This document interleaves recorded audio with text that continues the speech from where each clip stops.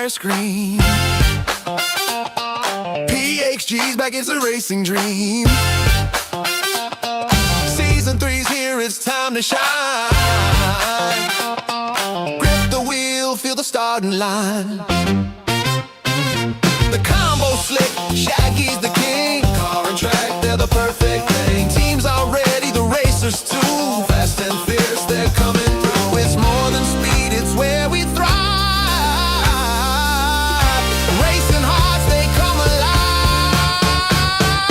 Welcome racers, welcome teams. This is PHG chasing dreams. Season 3, we hit the groove. Buckle up, it's time to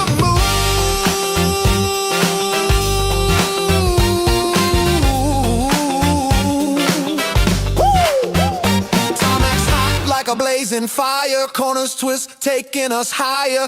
Every lap a story unfolds. Legends born on tracks of gold. All the colors, flags in the air. Every racer brings their flair.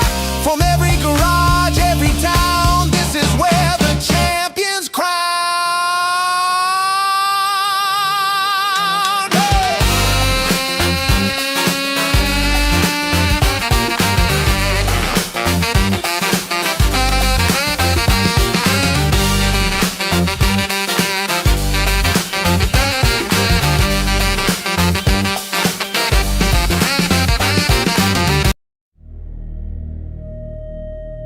Seven lights, 7 tracks, 7 chances to prove you belong. This is PHG World Series, Season 3. Strap in, set your brake bias, and pray your nerves hold. Because once the grid goes green, there is only full send.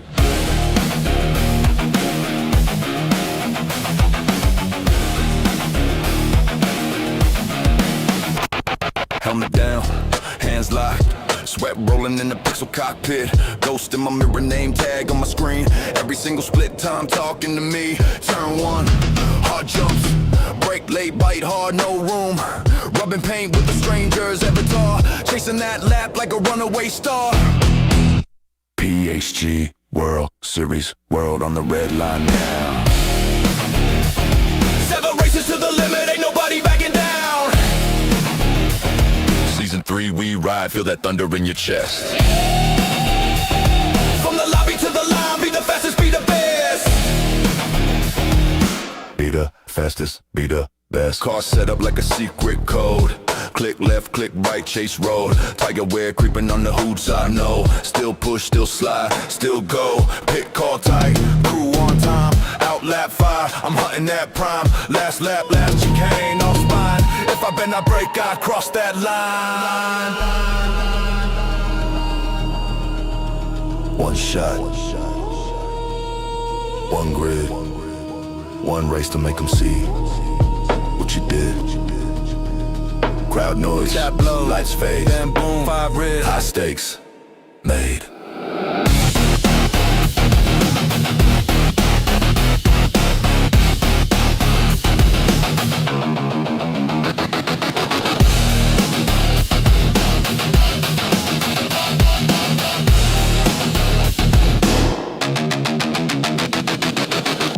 PHG World Series, world on the red line now.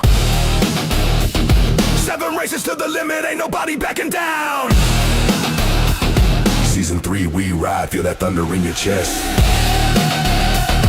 From the lobby to the line, be the fastest, be the best. Be the fastest, be the best.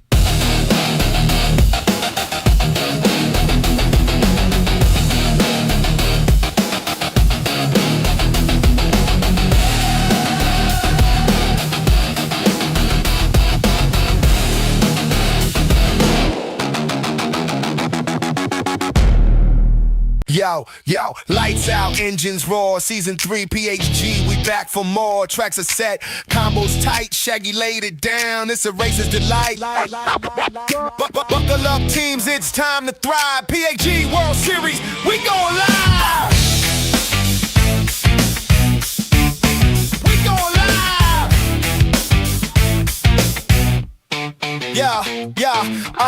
Rubber burns, curves kiss the breeze. GT7 streets where legends see. Shaggy cooked the recipe, fire in the stew.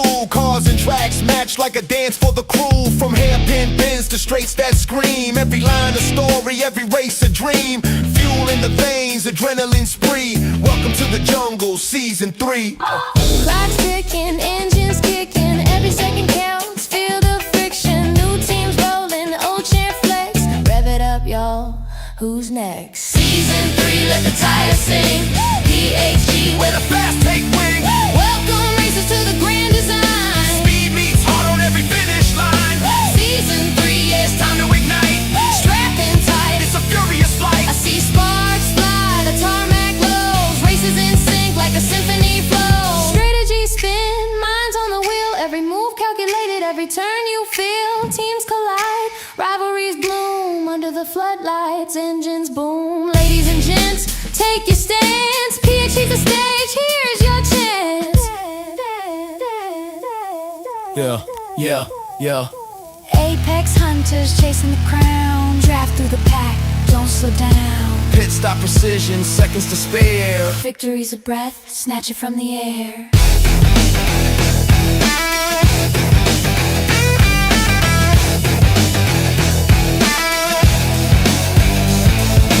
Season 3, let the tires sing. PHG, where the fast take wing. Welcome racers to the grand design. Speed meets hard on every finish line. Season 3, yeah, It's time to ignite. strapped in tight. It's a furious flight.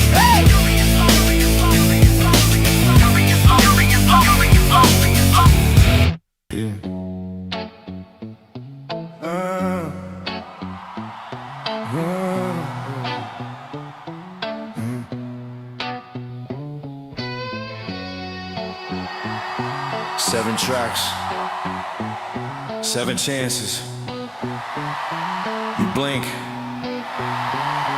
you're gone. This is the PHG World Series, Season 3.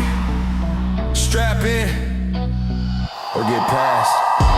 Lights on the grid, heart on red. Foot down heavy, can't hear the dread. Ghosts in my mirrors, chasing my line. I carve that apex like I'm cutting through time. Rubber on curve, sparks in the dark. Every split second could tear you apart.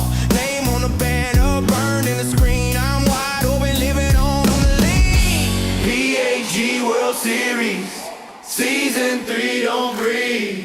If you feel that fear, better turn that key and leave. We race on the edge, where the brave bleed speed. PHG World Series, only one crown, one king.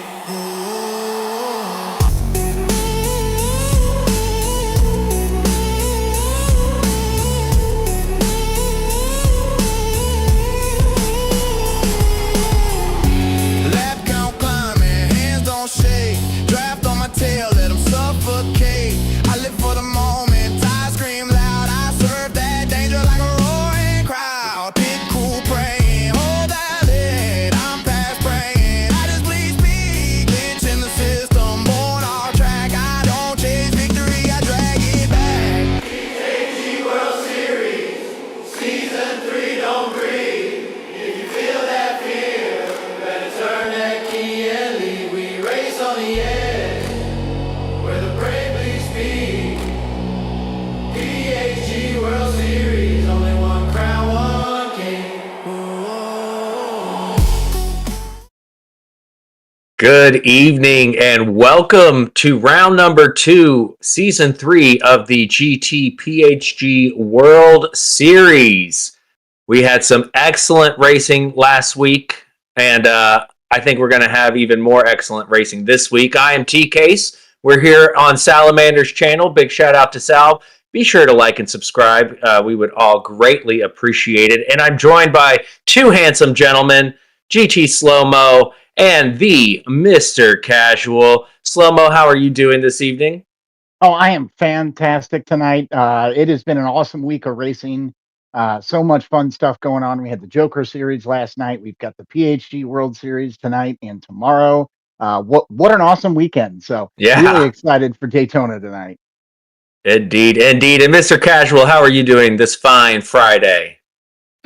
Doing pretty good. I had today off, so I've been taking it easy today. And honestly, all of the practicing for qualifying earlier in the week, I was like, it gave me a chance to actually take a bit of a break, so I don't over practice for Right. tomorrow, since I'll be in split 2 in tomorrow's races.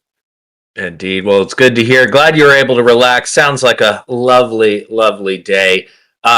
Before we get into tonight's events, we have to say, well, we get to say a very special thank you to our sponsors. SlowMoe, if you don't mind taking that away and tell these people about who our lovely sponsors are.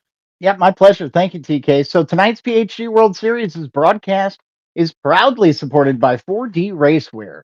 4D redefines racing comfort and performance, engineered for speed, designed for durability, and built to move with you through every lap, turn, and finish line in style. Stop by their website, shop some of their awesome racer, and check out their socials to show them some love. And Mr. Casual. Yeah. Let's see. Was it V? VXD. VXD Graphics is one of our other sponsors. Is it PD that? Yeah, PD. Yeah, PD because Snow, our very own. shout out to PD. I was like, he's a busy man. He has a busy life, and he somehow finds times to help us all out with these graphics. So if you ever appreciate the graphics you see on screen, obviously he's not the only one that does graphics, but he's a big help. Otherwise, we would be a basic bunch around here. Yeah, I definitely can't do that. Definitely cannot do that. We got a couple other sponsors.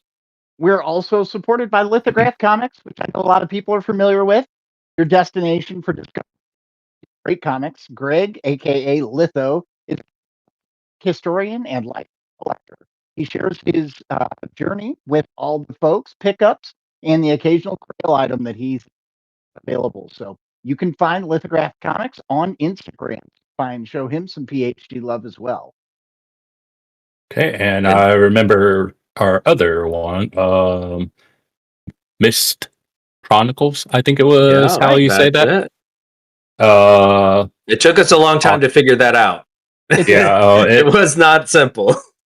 It took longer than we would like, but all the same, it's a memorable book done by fellow commentator and racer, Box, who happens to be in the chat. So you can always find that over on Amazon. So if you ever, because I think it's what was it, RPG series book. It's like a kind of a fantasy medieval. That's what I'm thinking.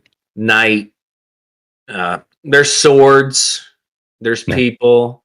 Stuff like that. I haven't checked them out yet, but I really do, because I unfortunately struggle with reading. But the things I'm able to read are typically in that kind of fantasy medieval realm, and I am able to read those. And reading's good for your brain. That's what they tell you.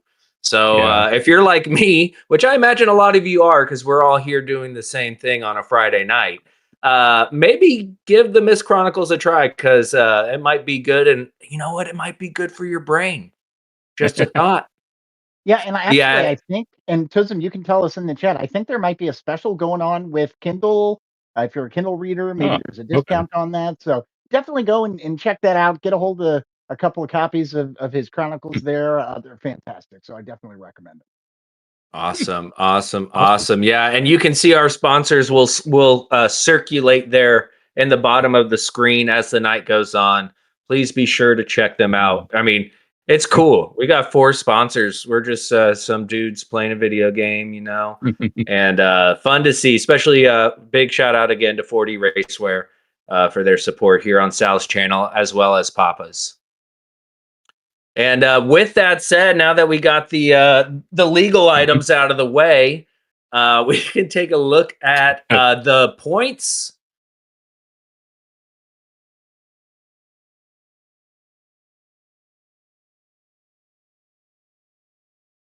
Drivers, 50-something drivers.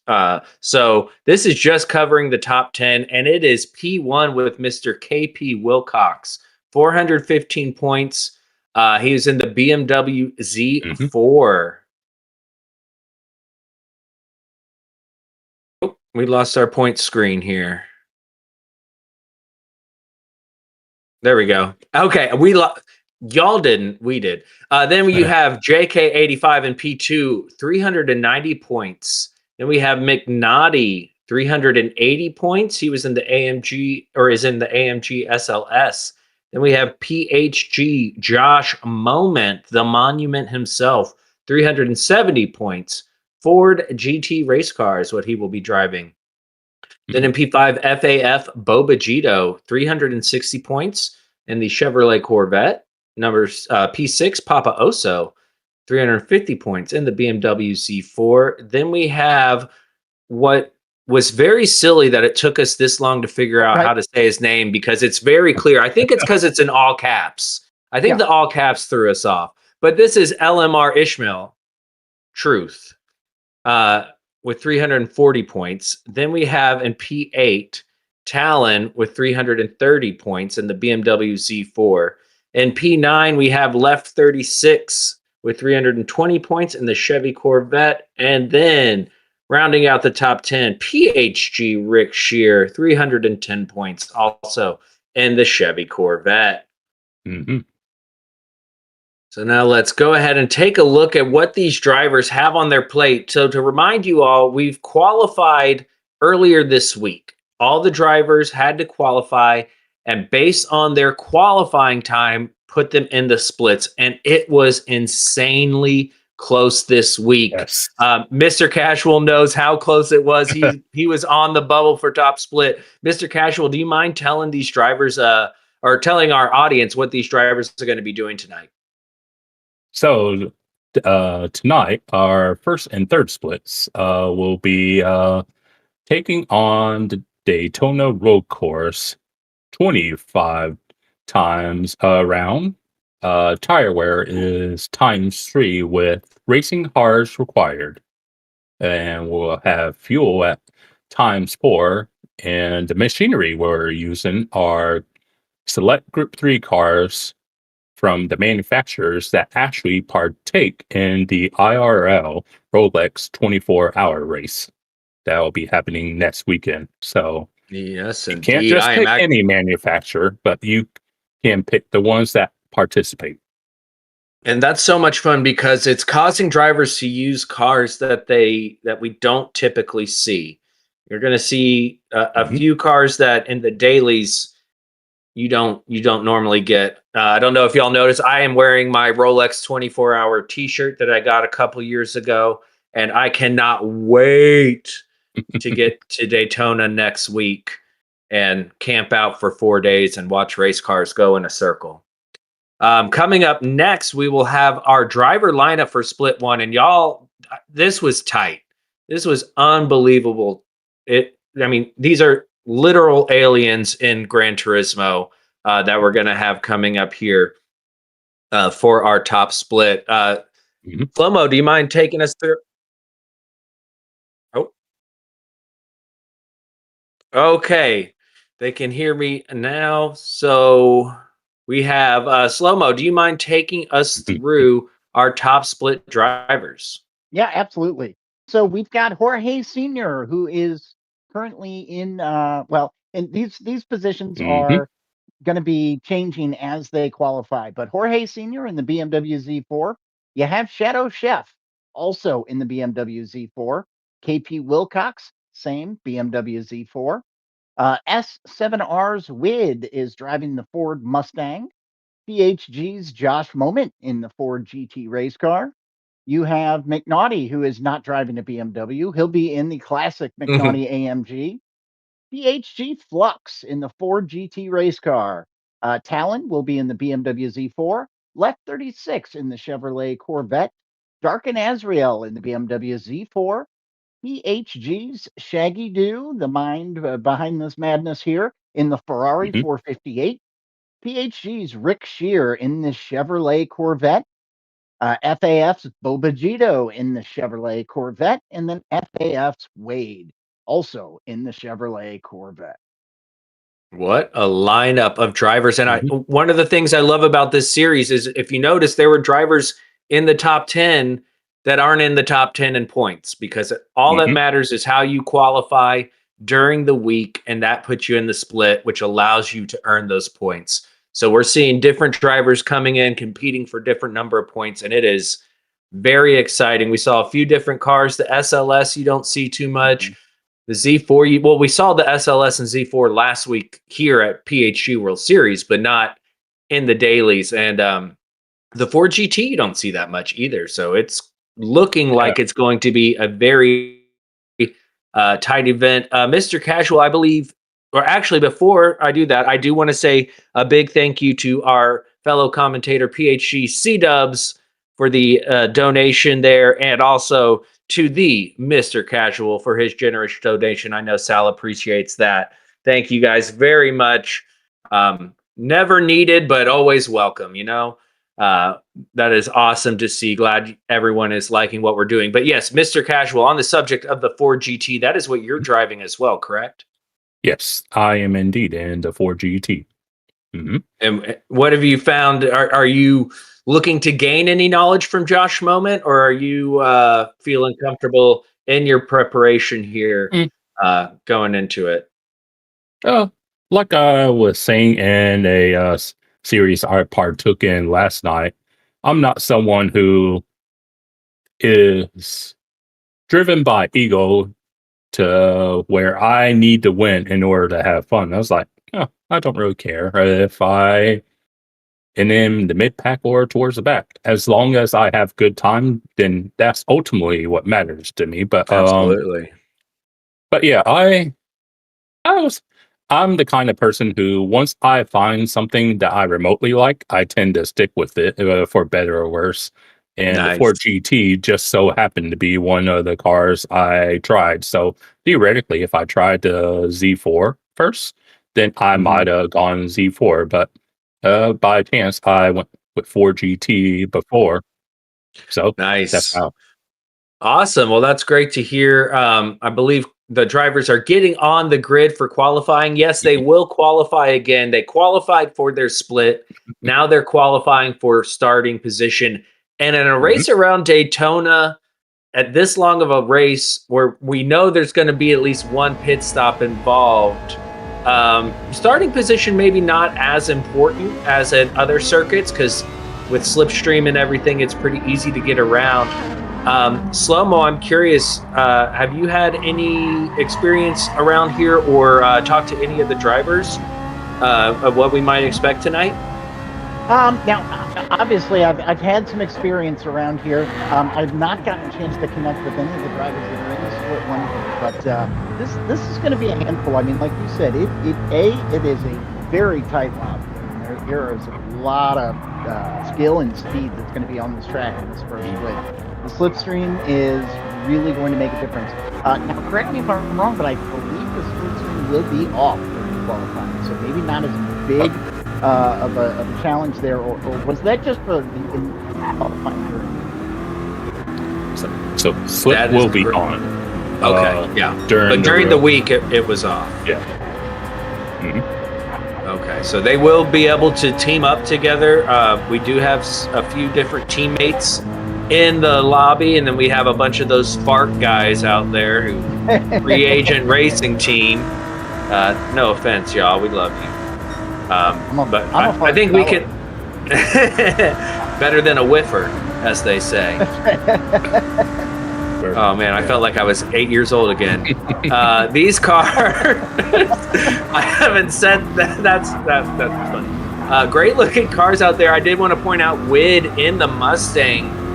Group 3 Mustangs usually frowned upon. I don't know if that's the right word. I know Yeah. Chuck would have something else to say about it. What do you think about that, Casual?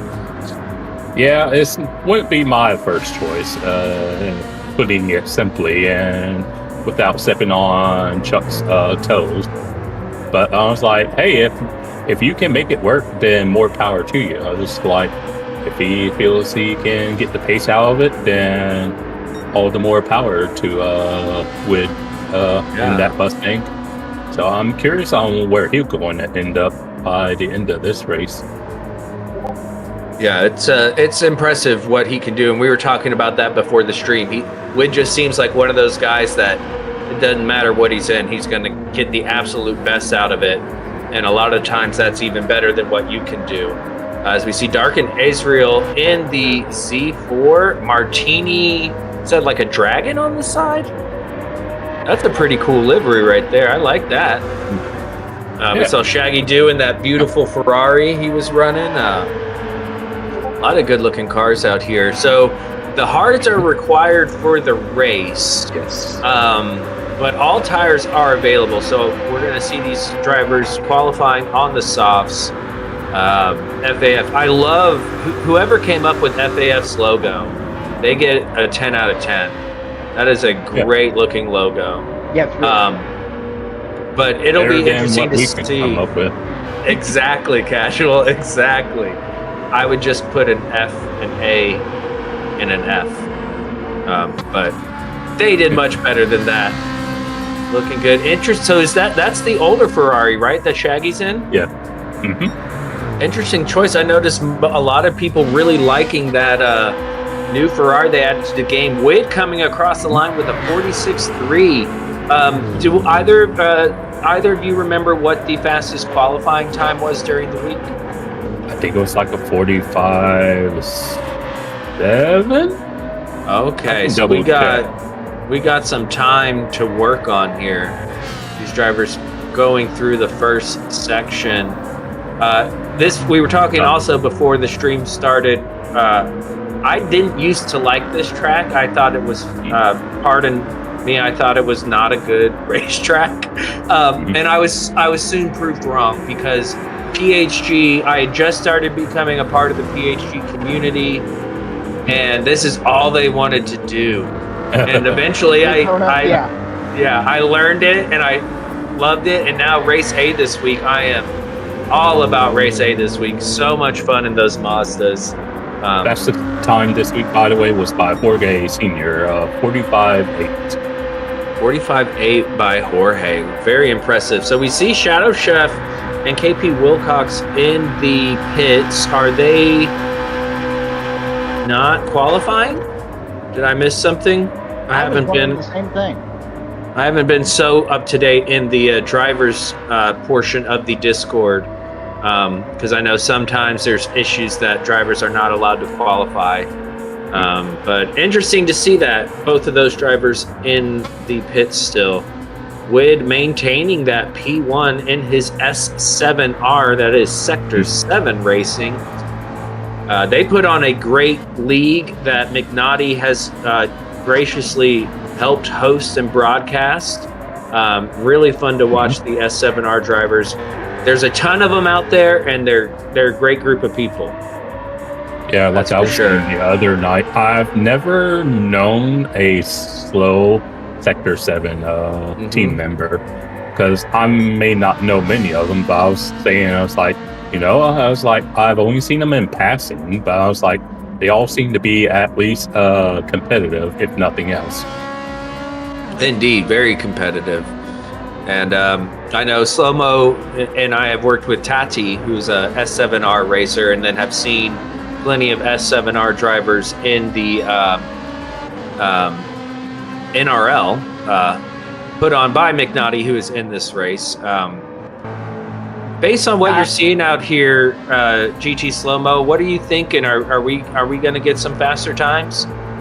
Yeah, I mean, I think as you see these guys burn a little bit of fuel off and get a little bit more comfortable out there on track, they've got time to drop those down a little bit lower. I'm actually surprised we're not seeing anybody do a specific fuel burn and just rip off a little bit of fuel through one of their laps. lighter car, you can get very, you know, you could drop a tenth with a bit of time off pretty easily. So, especially with these long straights. Yeah, go ahead, Mr. Casual. I was going to say quickly, I think since slip is on, I think they're probably trying to make use of slip as well. So that might be why. And I think you are correct, as we saw Jorge Sr. was well in the slip and had gone purple as Wid dives into the pits. Shaggy Doo currently sitting P8.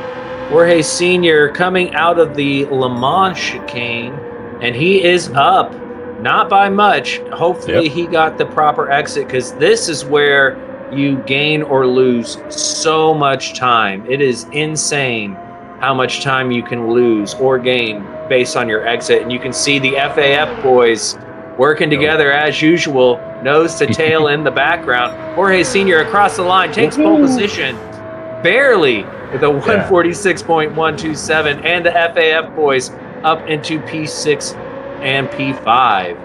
Okay. Good to see Wid working that Mustang. And McNaughty there currently in P10. He has FAF, or no, I'm sorry. I didn't see who that was behind him, but FAF Wade and FAF Bobagito. I knew it was a Corvette. So PHG there behind him, and left also in the Corvette. A lot of Corvettes out there. That's another thing that I learned to love and appreciate being a part of PHG, is I used to never use the Corvette, and now it's one of my go-tos. So that SLS, I don't know that I've driven the Group 3 SLS. I've driven the Group 4 quite a bit. Either of you guys have some Group 3 SLS knowledge? Not really myself. I never really used AMG really at all, honestly. How about you, SlowMoe? Yeah, I've driven it, but I don't know that I can give you too much insight from that experience, unfortunately. It's got power. It's got a lot of good straight line speed. Sometimes can be a little tricky to get it slowed down. So, you know, you got to be a little bit delicate with your braking. You can lose control of it somewhat easily. Then again, I can control a lot of different things pretty easily. Me too. Talon in the Z4. We saw how good the Z4 was last week in that epic AMG versus BMW battle. Seeing a couple Ford GTs out there. Jorge still in P1 with a 45.6. That is smoking. Goodness me. Goodness me, indeed. And so Wid will be in P2. I know on the screen it's making it look like he's P4, but Shadow it's Chef. Really strange. I was wondering what's going on there. Yeah, Shadow Chef and KP Wilcox will fall down the order. McNaughty currently sitting in P5. McNaughty's been having a strong showing this season.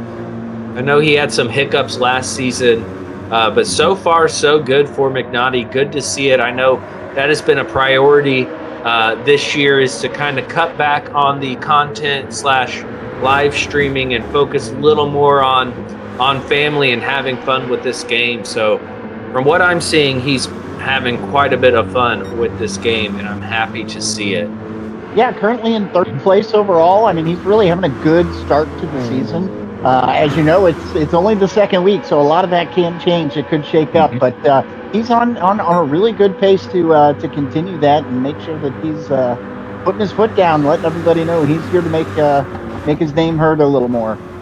You know, he's always so behind the scenes in the NRL. Sometimes we forget how competitive of a driver he is, and it's good to see. Back on board with the FAF boys. So Wade and Bobagito, formerly of Cornbread Racing, now moving to the FAF, and they have been a great pair. And I do appreciate a lot of the FAF guys will run matching liveries, but we know Bobagito is always going to do something food related with that Bubba gum. 45.4. Wow, 45.4 from Jorge. That was impressive. 45, Josh Moment, 45.9. Josh up into P2. Talon. Okay. With a 45.9. That is 3 drivers in the 45s. Very impressive. Talon showing what he's made of. Good. In the Z4. Only 2,000 separating Wade and McNaughty. That is some incredible stuff. This is a track again everybody seems to enjoy and loves to be a part of. SlowMoe, do you mind taking us through our? Well, this is a confusing one for the brain. Our qualifying order here. Yeah, I will do my best. However, we've got Jorge Sr. in first in that Z4. Then you've got, we're just going to skip over Shadow and KP. They did not qualify. So Josh Moment is going to qualify in P2. See if I can keep track of this. In the Ford. Talon in P3 in the Z4. Wade in P4 in that Corvette. McNaughty qualifying in P5 in that AMG. You've got Wid qualifying P6 in the Mustang. FAF Bobagito qualifying in P7 with the Corvette. Another Corvette driver with left 36 in P8.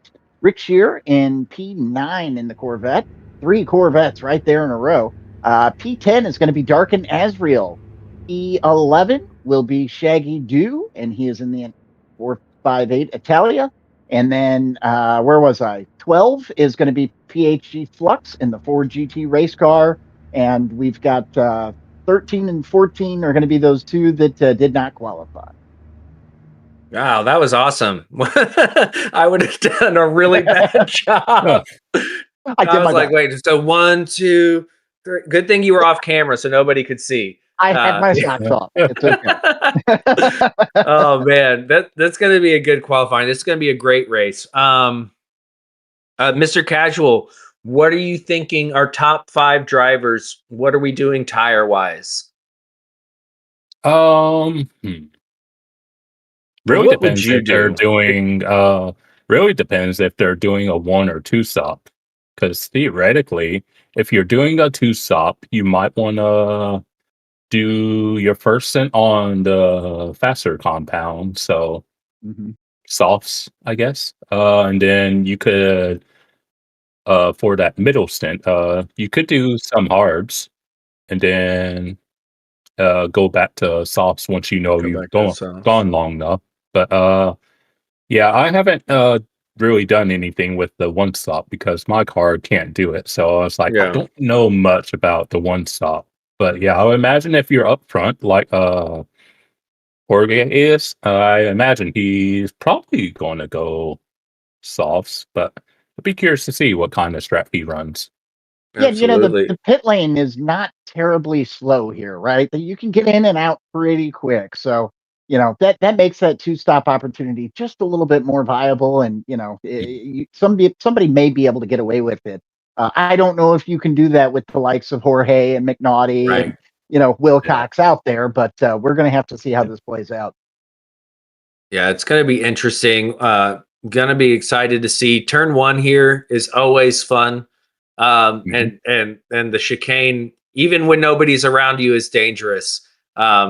So, and I mean, I've been to this race. This will be my 4th time going this year. And the number of professional, high-paid drivers I've seen spin out coming out of the final part of the infield, that left-hander, I mean, just absolutely lose it. So don't feel bad if you do a 360 there, because the pros do it too. It is off camber. It's bumpy.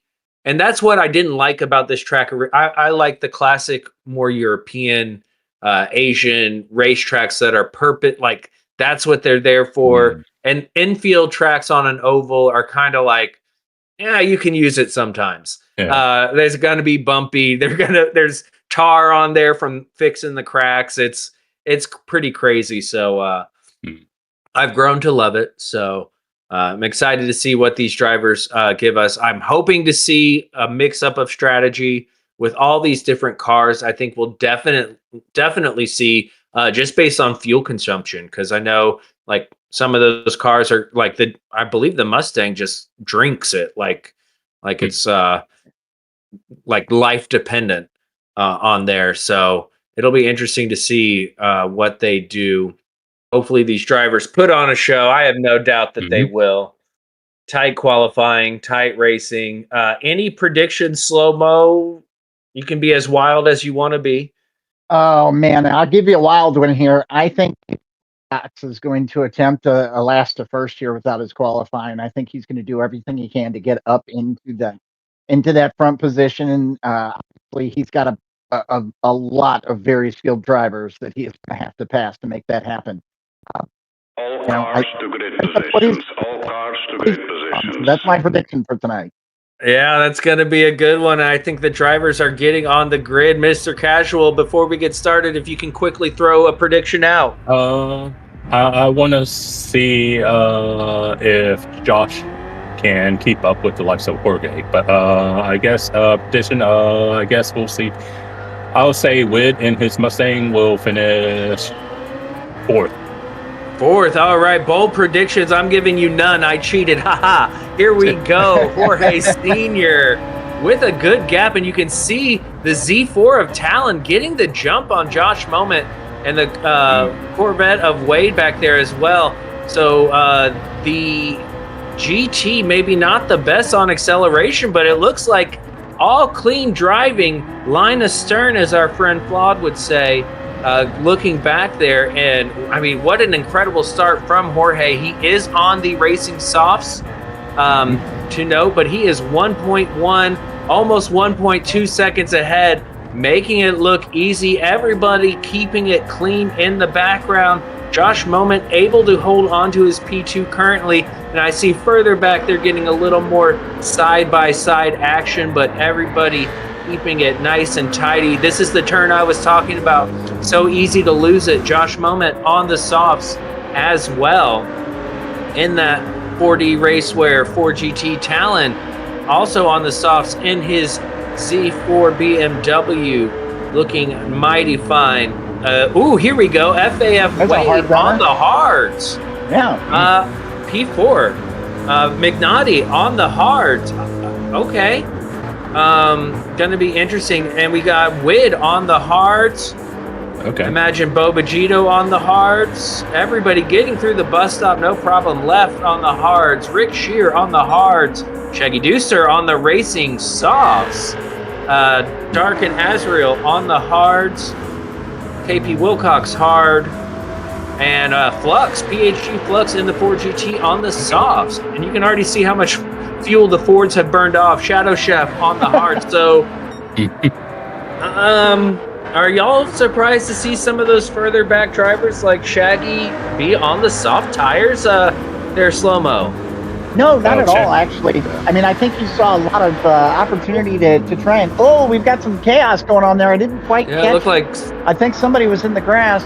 But, that gives somebody an opportunity to try and move up the field very quickly in the beginning of the race.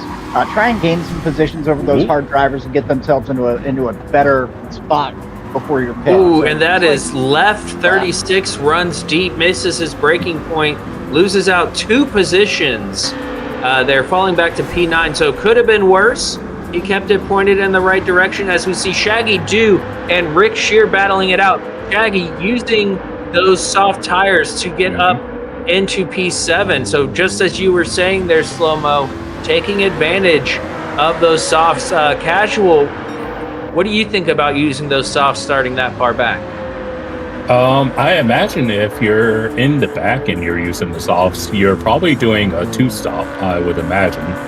Because, I don't imagine you want to be on the hards longer than you have to be. So that's what I'm guessing from the back runners of being on the softs.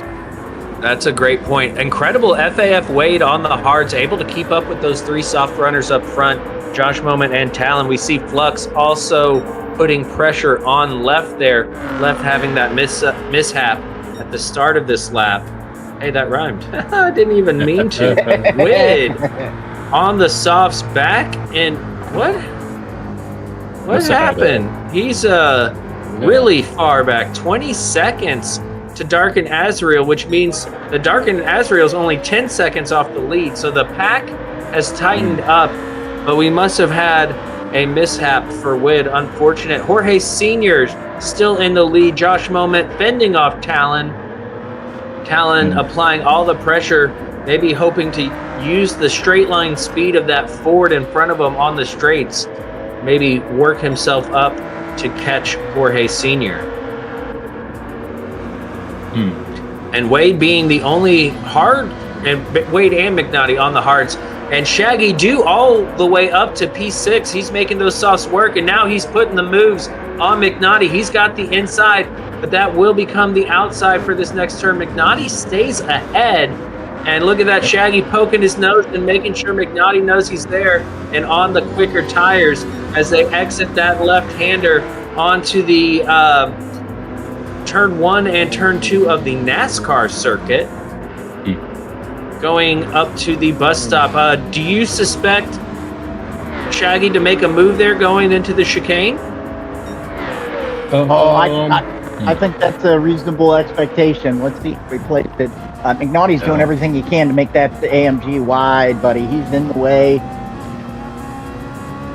Yep, and does a good job. It does look, though, that Shaggy got a bit of a better exit. As you see, he pulls a little bit on McNaughty in his slipstream. The slipstream is crucial around here. It's torture when you don't have it, and everybody else does. Coming up here, I'm also very impressed so far that we've seen. We haven't seen any penalties. FAF Wade and Bo Bagito, they're looking to get off these hards immediately. So I imagine they're going for a 2-stopper unless they think they can make the mediums last that long, which I mean, they could. I couldn't, but you know, they probably could. Yeah, I Wilcox can't be on controller. Yeah, that just won't work out for you too much. A bunch of nice little two-way battles, as we saw McNaughty get a little squirrely there, and Wid pit early to get off the hards. Big thanks to that, and so that explains why he was so far behind. I wonder if that triggered the FAF boys to pit after seeing Wid go for that strategy. Yeah, I imagine if you're pitting this early, unless you're that good at trying to save tires, you might be on a 2-stop strat. And Shaggy gets by McNaughty up into P4. That's really, what was he, back in 10th? That's a nice move forward. And KP Wilcox up to P6. Very impressive on those racing hards in that beautiful Z4. One could argue that those are AMG colors, but you know, to each their own. I love the color scheme, and I don't mind myself a Z4. PHG Flux, though, putting the pressure on as we look back at Shadow Chef and that beautiful purple Z4 as well. Shadow Chef moving up the field quite nicely, taking advantage of those early pit stops. Dark and Azrael also in the Z4, in a more properly colored Z4. And oh no, we did get a penalty back there. Unfortunate to see. A half-second penalty around here ends up being more like a second and a half because of where it pulls in. Josh Moman and Talon just kind of seem to be chilling. Nothing's changed between the two of them. However, Jorge Sr. has managed to pull away and now has that 5-second gap on Talon. Jorge Sr. being on the softs, what are you guys? What are you thinking, Casual, as far as how long he's going to make those last? He'll probably, if I had to guess, well, he still has to use the hard. So I'm curious if he'll either have a middle hard stint or if he'll go to lap, say, I don't know, maybe lap 12 or 13, ops for another set of softs, and then maybe for like the last, I guess, lap, go on to the hards. He could do that. Could do that indeed. And we were seeing there the soft tires really playing their part as Shaggy has now pulled away from McNaughty. Dark and Azrael on the hards, has KP Wilcox ahead of him, who is pitted. Shadow Chef also on the hards. I believe that was who had that penalty earlier that we saw. Now applying pressure to Dark and Azrael, going into the Le Mans chicane, getting it done beautiful. Ooh, that might have been a penalty for Shadow Chef. We're going to find out here in just a moment. And yes, he is okay. And now they're working together, Z4 and Z4. Little bump draft action, see if they can move up the pack. Great clean racing as McNaughty, he's done with the hards into lap 5, and it looks like Dark and Azrael and Shadow Chef all getting off their tires. So I think this means a lot of drivers are committing to that two-stop. Wouldn't you say, SlowMoe? I would, yeah. I mean, to imagine they're going to run a pair of soft for what 20 laps or so is a tall expectation for that compound. Yeah, it's going to be a lot. And of course, fuel will be a factor as we see Jorge Sr. only half a tank of fuel left. We're only 6 laps in.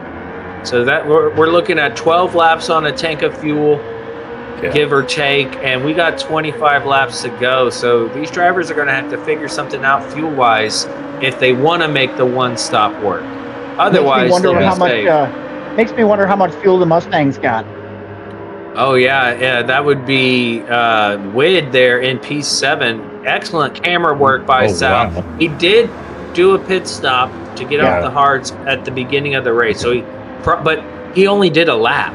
So, so he maybe got an 1/8, a 16th of a tank added. So, but looking good for Wid there in P7 on the racing softs. That was a great point. As we see the planes landing in the background, this track is right next to an airport. Unfortunately, Southwest does not fly there, so I can't fly directly to Daytona. I have to fly to Orlando and then drive, but it's not far. Flux Flare applying the pressure to KP Wilcox. KP on the hards, Flux on the softs. Looks like he's going to get the move done as KP goes into the pits. He's done with the hards as well. So it seems like that lap 5, 6 hard tire get off is where it's at, as we see Talon remaining in that half a second window to Josh Moment. But Josh Moment now lost another second there to Jorge Sr. So Jorge Sr.'s on another mission that the rest of us were not invited to.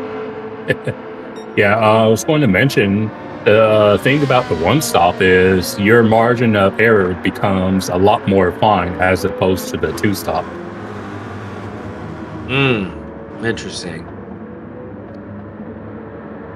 Yeah, because I've been in races like those where I try to do a one stop and I make a blunder and it just screws my entire race. Whereas you kind of got room for error if you do a two stop. And we got a Corvette 8, 9, 10 left in an FAF sandwich. I don't know if that's where he expected himself to be, but it's where he's found himself. And the good thing is they're all going to be comparable on the power on the straight. And so if they don't bicker too much, they could really put some pressure there. Try to catch up to Rick Shear, who's 7.5 seconds ahead. Happy salamander noises intensifies.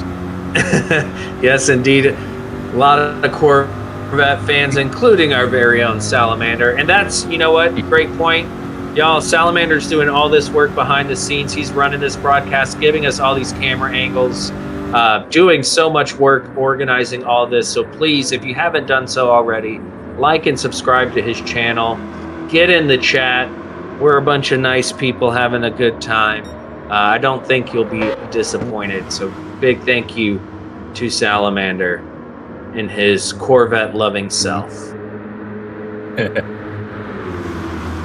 Looking like they are going to work together, though. Wade and left. Bobagito a little further off the back of him, but I imagine by the time they get to turn 1, he'll be able to catch up, as this is where it's going to get tricky. They're carrying a lot more speed than usual into turn 1 with all that bump drafting. Can they get it slowed down? It looks like they do. Very smooth and uniform there. That is some skilled driving that, let's be honest, we don't see in regular dailies or even manufacturer races. So that's really good to see. Anything else standing out to you, SlowMoe? You know, right now it's really surprising to me how much we're seeing the field spread apart. Granted, we've seen a variety of pit stops, but I mean, just look at Jorge pulling away from everybody. He's doing something different, and he has certainly found the cheat code here tonight with his 6-second gap that he's got on Talon. Yeah, indeed, and we did just see a short shift there. I'm not familiar with the Z4, but he definitely, and Talon did the same thing. So either that's the Z4's MO or not. But Josh Moment now going round the outside here. We're going to get side, but no, he gets it done. Yeah. He must have gotten a much better exit out of the bus stop. Talon falling back into P3. That's Josh Moment up into P2. I think Let's see if Talon, he can hold on. Decided to concede it and just save some fuel there instead of trying to fight and lose time. Yeah, that's a great point because in the draft, you are going to be saving fuel compared to the car in front, Mr. Casual. That is very good. PHG, Shaggy Doo. Yeah, go ahead. Oh, I was going to add to that. I mean, if you're battling with somebody, you're just going to trash your tires too. You know, you're going to be pushing too hard. It's just, there's nothing good coming out of battling this early in the race. Yeah, we look at the tire wear. Shaggy, he did start the race on the softs, but the lack of grip in the rear is going to start catch up with him. We know he is good on low tread, but that right rear tire not looking great. That's allowing Flux to kind of fight back at him. But I believe Flux also on the softs looking better though. Not much better, but better as far as tire wear goes. So I think it's going to be a matter of running that fuel tank out and pitting for fuel and fresh tires. We look on board with Rick Shear in the Corvette on the racing softs, about a little over a quarter of a tank. He has Wid just behind him. I know I would not want that. Wid in the Mustang, just under half a tank, and tires not looking bad considering they've got about 7 laps on them, or 8 laps on them. Going back through the field, our trio of Corvettes seem to be doing just fine with Wade left and Bobagito still in the same order as we left them. Tires looking good, fuel looking good. This is towards the end of lap 9 as they go through, and it looked like Wade ran a little bit wide, and that has allowed left to go through. Yes, Wade, slight error entering that chicane has allowed left ahead of him, which, you know, I don't know that he's going to mind all that much. Now he's got his teammate behind him, a little less to worry about in the mirrors, and they can continue on. Casual, would you agree with that? Rather have your teammate behind you than another driver sandwiched between you? Yeah, I think that because you're a bit more familiar, even if you have only recently joined the team, it's at least someone somewhat know, as opposed to someone you might have never raced before. Absolutely. So I would agree with Wade would probably rather have Bobagito as opposed to left. Yes, indeed. And I guess it also depends on what angle you drive in, whether you're in VR or you use bonnet or bumper cam. You know, I like the bumper cam, so I have that rear view mirror, and that it can be a distraction compared to those who drive in bonnet cam, but I just can't handle the driving blind, relying solely on the radar there. As we go back to Shadow Chef, Dark and Azrael clearly has pitted, of course. Soft tires looking good, and fuel looking quite nice. We're on lap 10 of 25, so getting close to that halfway point as Jorge is already on lap 11. He is streets ahead, as the kids say, but he is running low on fuel, and his tires aren't looking great either. So maybe 1-2 more laps as we see Shaggy and Flux bail on the softs. So Jorge going long on the softs then. Flux is on 0. Oh my goodness, Flux. Well, there you go, Mr. Casual. That's some fuel burnage there starting in the back. But Josh Moment looking okay on fuel. So I see a little bit of short shifting there. Is that something you found is helpful in the Ford, Mr. Casual? Yeah, I found the Ford you can rev it out, but you kind of lose a little bit on your top end speed. But if you're in the slip, then maybe you don't mind. But yes, I have found the Ford GT does tend to like a little bit of a short shift. Nothing crazy like the Group 4 McLaren. Right. And the Corvette is also one that benefits from a short shift. It's always nice to short shift a car that likes it versus trying to save fuel in a car that wants you to rev it out. I had to do that one time in Moose Wars, and we were in the BMW M4, and I was having to short shift, and that car's already slow, but oh my goodness, was it slow. Yeah. Looking back here on the left. Yeah, the Corvette's looking good. Yeah. They all, I believe, boxed to get off those hards around lap 5, was it? See. Also, I see our leaders in.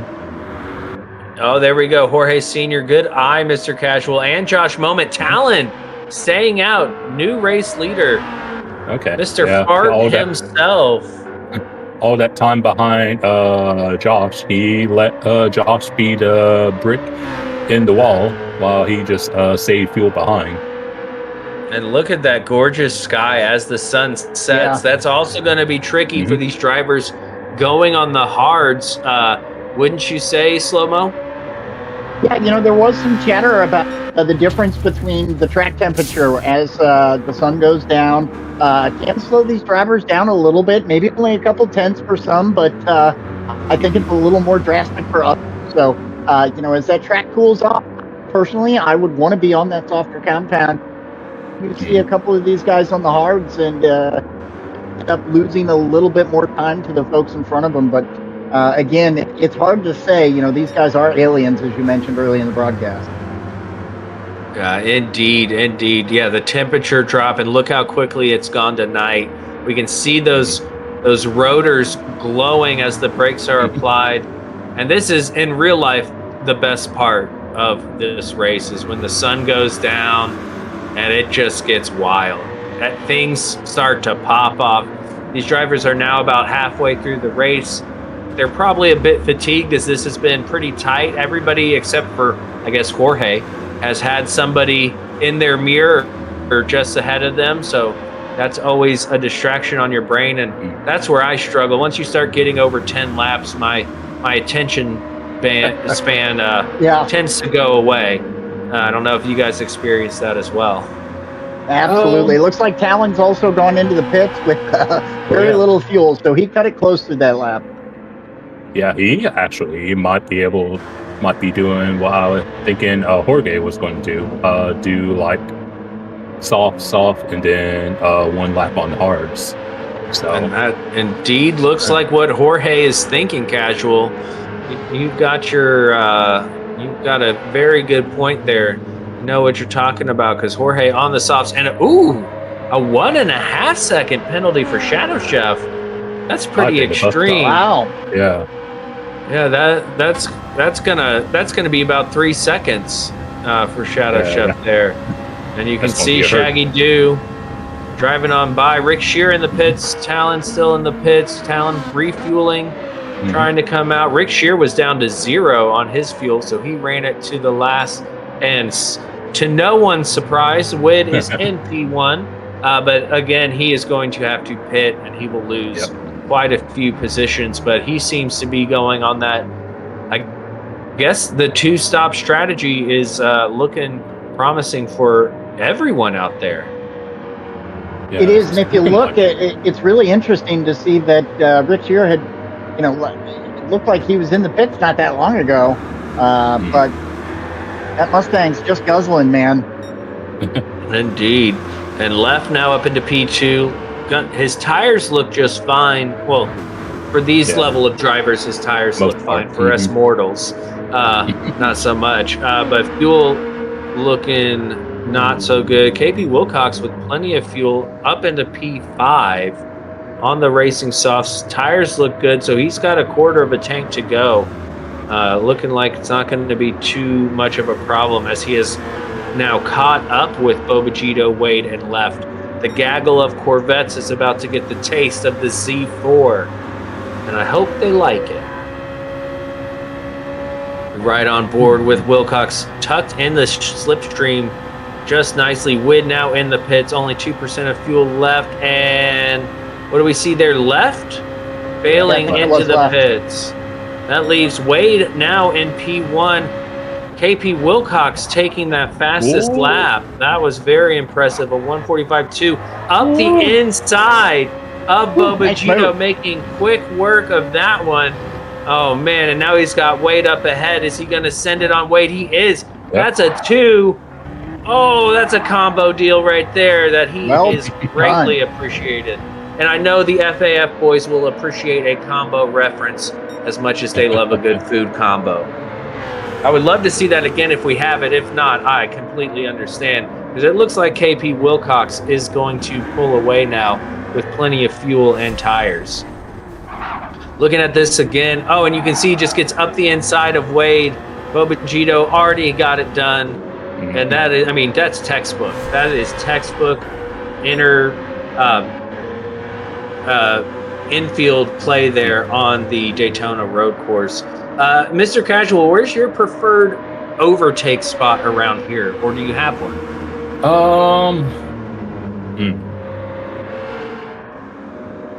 I guess I'm not really good at T1 because it's usually hit or miss for me. But I guess the next best place for me personally is, I guess you would say the turn that goes onto the back straight.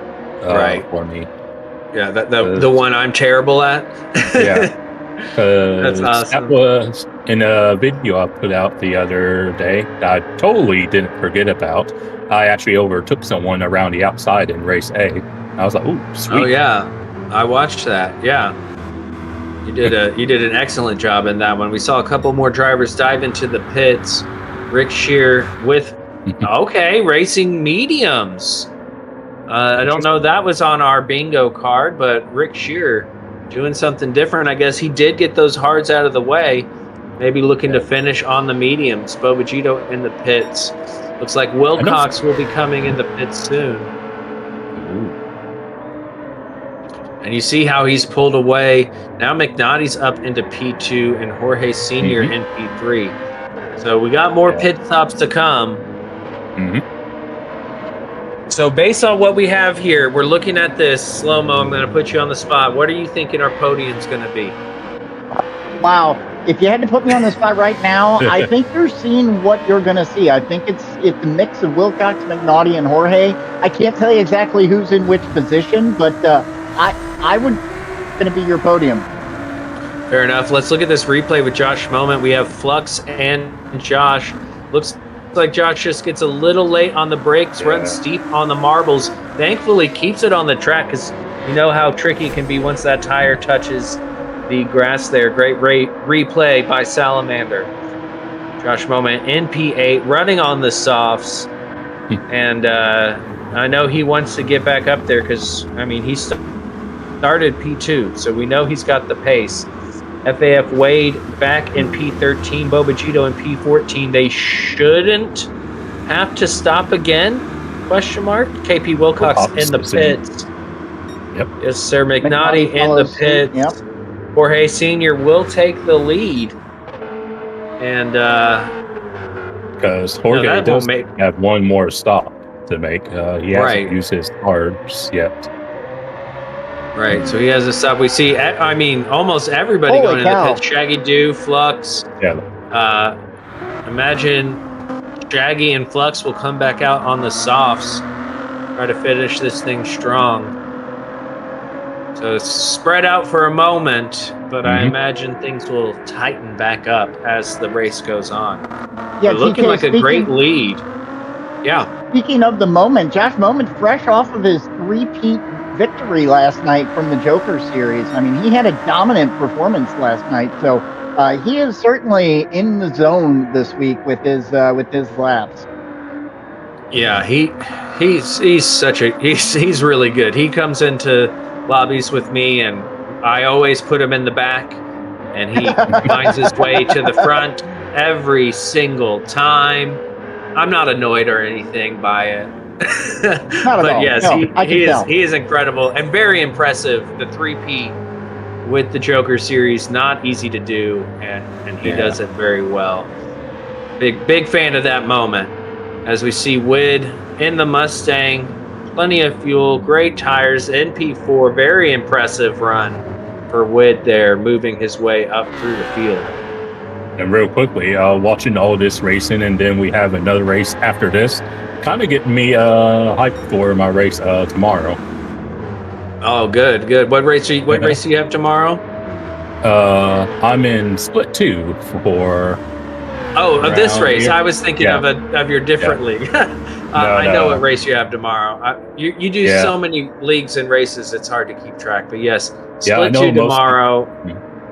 I'll be rooting for you for sure. Yeah, thanks. I know a lot of sim racers tend to prefer to focus on 1, maybe 2 series at one time. But I kind of, depending on what the series is, I'm kind of open to doing like 3 or 4 at any given time. Oh God, I wish I had time to join 3 or 4 leagues. A little. Yeah. This is my first year participating really in leagues with the Joker series, and then we're trying to do some endurance stuff with PHG as well. And I remember at one point in time I was like kind of good at this game, and somewhere along the way I just dropped off when it came to Group 3 racing because I just don't do it. I prefer road cars, but I miss being able to be competitive in these type of races. So I'm hoping to get back in it because I do enjoy it. It is fun. Yeah. As we see McNaughty all over the back there. Hey, he's hunting those guys down, isn't he? Yeah, he's on the tail end of this train, but yeah, he's probably going to be looking to make some moves at some point in time. Now, what do you think, Casual, about making moves into the chicane? Are you for or against? I mean, if you have the enough forward speed and can get it done cleanly, then I have no problem, and I'll even be like, okay, respect to you for getting it done cleanly. But if you're just going to TTR into someone and be like, well, sorry, I was like, yeah, it will annoy me a bit. We're gonna see what McNaughty thinks about it. Is he gonna get 2 for 1? Holy smokes, side by side. It's both of them going into the chicane. We know McNaughty's thoughts, and that was incredible. What a move by McNaughty. Look at this here. He'll, like Casual, like you were saying, he does have a good amount of overspeed, but I mean, he's barely alongside, and now he just later on the brakes, more confident in his car and their abilities, and I mean, that was beautiful. Because I think it looked like Vegeta was kind of trying to discourage McNaughty from going for it, but that helped Wade. But he was like, McNaughty had the confidence in the car, and he was going to make that move. And then I think by default, Wade was like, oh, we're going to lose a lot of time if I fight this. So I think he kind of backs out. Yeah, Casual, I think Obo was actually going to make a move until McNaughty was alongside of him. So it looked like he was going to try and make that same move himself. Yeah, you saw that little twitch, indeed. And I thought that Wade and Bobagito might be putting the pressure back on McNaughty, but he's now pulling away. Because it's not impossible to go side by side through the bus stop, but you're losing so much time. It's not right. Yeah, that's a great point. Looking back at P13, Flux Flare on the Racing Softs, 3/4 of a tank left. Dark and Ace Reel just behind him in the Z4. Also looking good on fuel. So, no, because Wid boxed at the very beginning. So Wid is doing he did a 2-stop, correct? Yeah. Yeah, okay.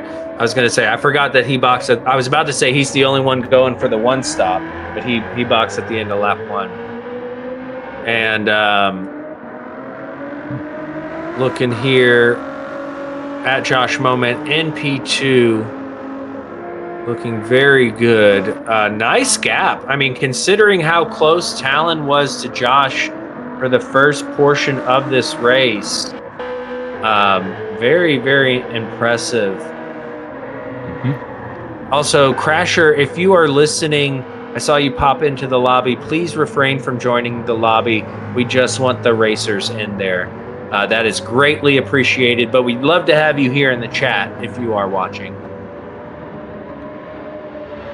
S7R Wid Still NP4, quite the gap to Talon, but considering where he started, not so bad. And then KP Wilcox just behind. This will be a good point shakeup, having Josh and Talon up there in P2 and P3, assuming they can hold on to it.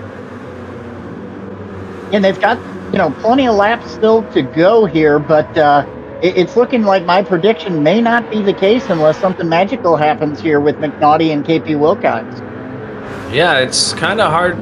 I mean, McNaughty, he started? No, I guess he fell down there at the end of qualifying. Oh, yeah, he almost loses. Well, good recovery from him. Yeah, he did almost lose that.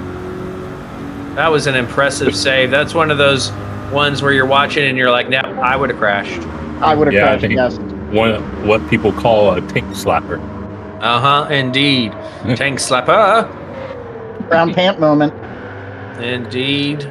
As we see, wow, they have all caught up. I mean, what is that, P7 through 11? 7-11. Sounds good. Yeah. Hey, time for a Slurpee. Oh, all the way up to P6. Looking back from Rick Shear at left. Okay. Coming around to start the 20th lap of 25. Little light flash from left indicating he will not be making a move. I believe that is his indication. And that, oh, no. Oh, I don't think that's what he was saying. No, I think he was saying, I'm here. Look out. Heads up, here I come. And that was quite the lunge. Pulled out of the slip and dove up the inside. As we see McNaughty now trying to go up the inside of Rick Shear. Can he get on the throttle? Oh, and he almost loses it. Loses it. Ooh, McNaughty's trying to make up as many places as he can. Let's look at this again. Coming up here, and he just, boom, up the inside. Yeah. Slight bit of contact, but nothing major. Rick Shear trying to hold on around the outside. Yeah, I think he lulled Rick into a false sense of security. I was like, no, I'm just going to follow, and then, maybe I'm not going to follow. A little sneaky mind game from Rick Shear. Or not from Rick Shear, from left. Yeah. Too many names up there. Too many names. So McNaughty now applying the pressure to Rick Shear as Rick Shear went wide. Can McNaughty do what he did to the last two Corvettes he came across? And I think he's going to get it done. Nope, not beforehand. But let's see. Can he pull it off again? Rick Shear, no. Rick Shear had a bit more overspeed once McNaughty pulled out of the slip. Everybody keeps it on track. Very impressive. McNaughty will have to wait for maybe turn one here and see what happens. Because the problem is, as soon as he pulls out of the slip, Rick is still getting a slip from heads. So he really needs to have a lot of overspeed as he's trying once again, going, and looks like he's got it. Yep. Looks like he got it done. Ended up getting it done. So, well done, McNaughty. Well done indeed. See how they go into turn one. It is easy once you make a move on the straight like that to miss your braking point. McNaughty keeps it clean, keeps it on the track up into P7. Now he's got left in his sights. And then we got another, it's just McNaughty in a Corvette, like mega sandwich there. Yeah. He's got 3 vets behind and 1 in front. On lap 21 of 25, what are you thinking, SlowMoe? Can he make a few more moves? I think you're definitely going to see a couple more moves. If it's going to be enough to get him into the podium, I don't know. But he is certainly giving it all he's got and making that AMG. He's putting it out there. So let's see if it's happening. I think he's definitely got a couple more races over. Indeed. As we see Rick Shear, FAF Wade, in a line of Corvettes. Still our top 3. Jorge Sr., PHG Talent, as FAF Wade now with the overspeed going around Rick Shear. Rick Shear losing the position before they make it to the chicane. Will everybody get it slowed down in time? Yes. And this is a familiar sight with a driver sandwich in between the FAF boys. Shadow Chef not too far behind, but unfortunately out of the slipstream, so he's going to be struggling. Bobagito has no interest working with Rick Shear. It looks like he's trying to go down. But Rick Shear positioning his car just enough, not giving him enough room to pass without going below the apron. I guarantee you he would, Wade would give his slip to Bobagito. So he's smart by Rick to make sure that doesn't happen.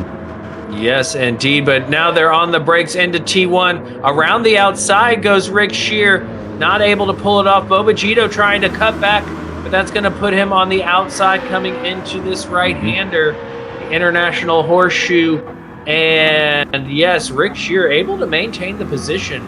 But it looks like Bobagito got a little bit better of an exit, but this is kind of difficult. He's going to put his nose up the inside. And Bobagito ahead, but now they're going to be on the brakes. And there it is. Bobagito getting the move done. Rick Shear trying to fight back, but unable to get the job done. Well done. Good, clean racing by all who are involved. And fun fact for those that don't know, Jorge's in for his hard tires. Yes. Was going to say, and for fuel. those that don't, for those that don't know, if you don't know why they call the term International Horseshoe that, it's because all the flags that are present in International Horseshoe are international flags, obviously besides America. And so that's why they call it International Horseshoe. And that's the only reason I know which turn is that one, because I see the flags.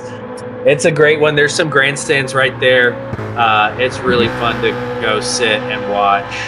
As we see Wilcox MP5 applying pressure to Wid. Jorge out of the pits on the hards. Josh Moment dropping down several positions now.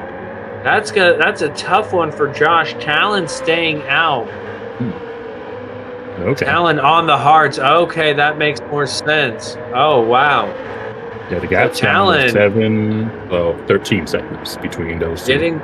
Getting the strategy right as Wid and KP now battling it out. Z4 versus Mustang. Josh Moment coming out of the pit, 5 just ahead of McNaughty.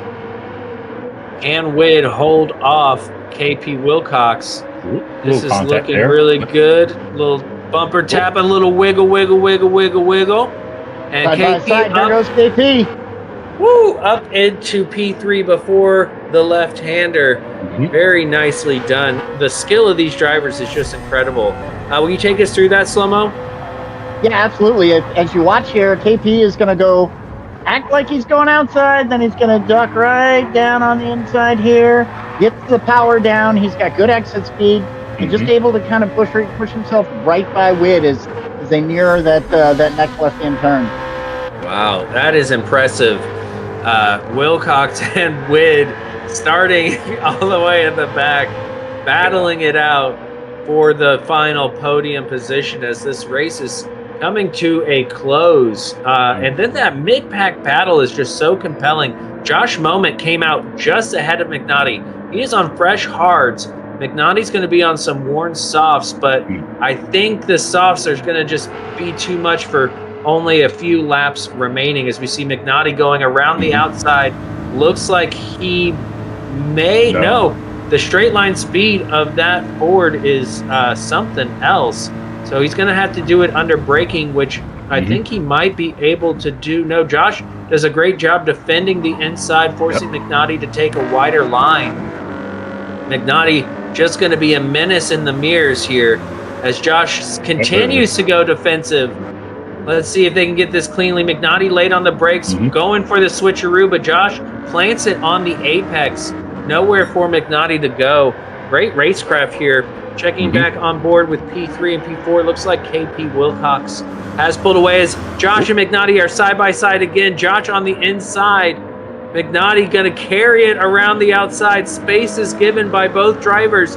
Nobody gets run off the road. This is going to put McNaughty in a great spot as he now goes, to the outside. Going every which way. Josh putting his car exactly where it needs to be. This has to be frustrating for McNaughty. He wants nothing more than to get ahead of Josh. Because between those two cars, the back straight and the front straight is where the GT excels at. So if he gets it done, he's going to need to do it on the infield.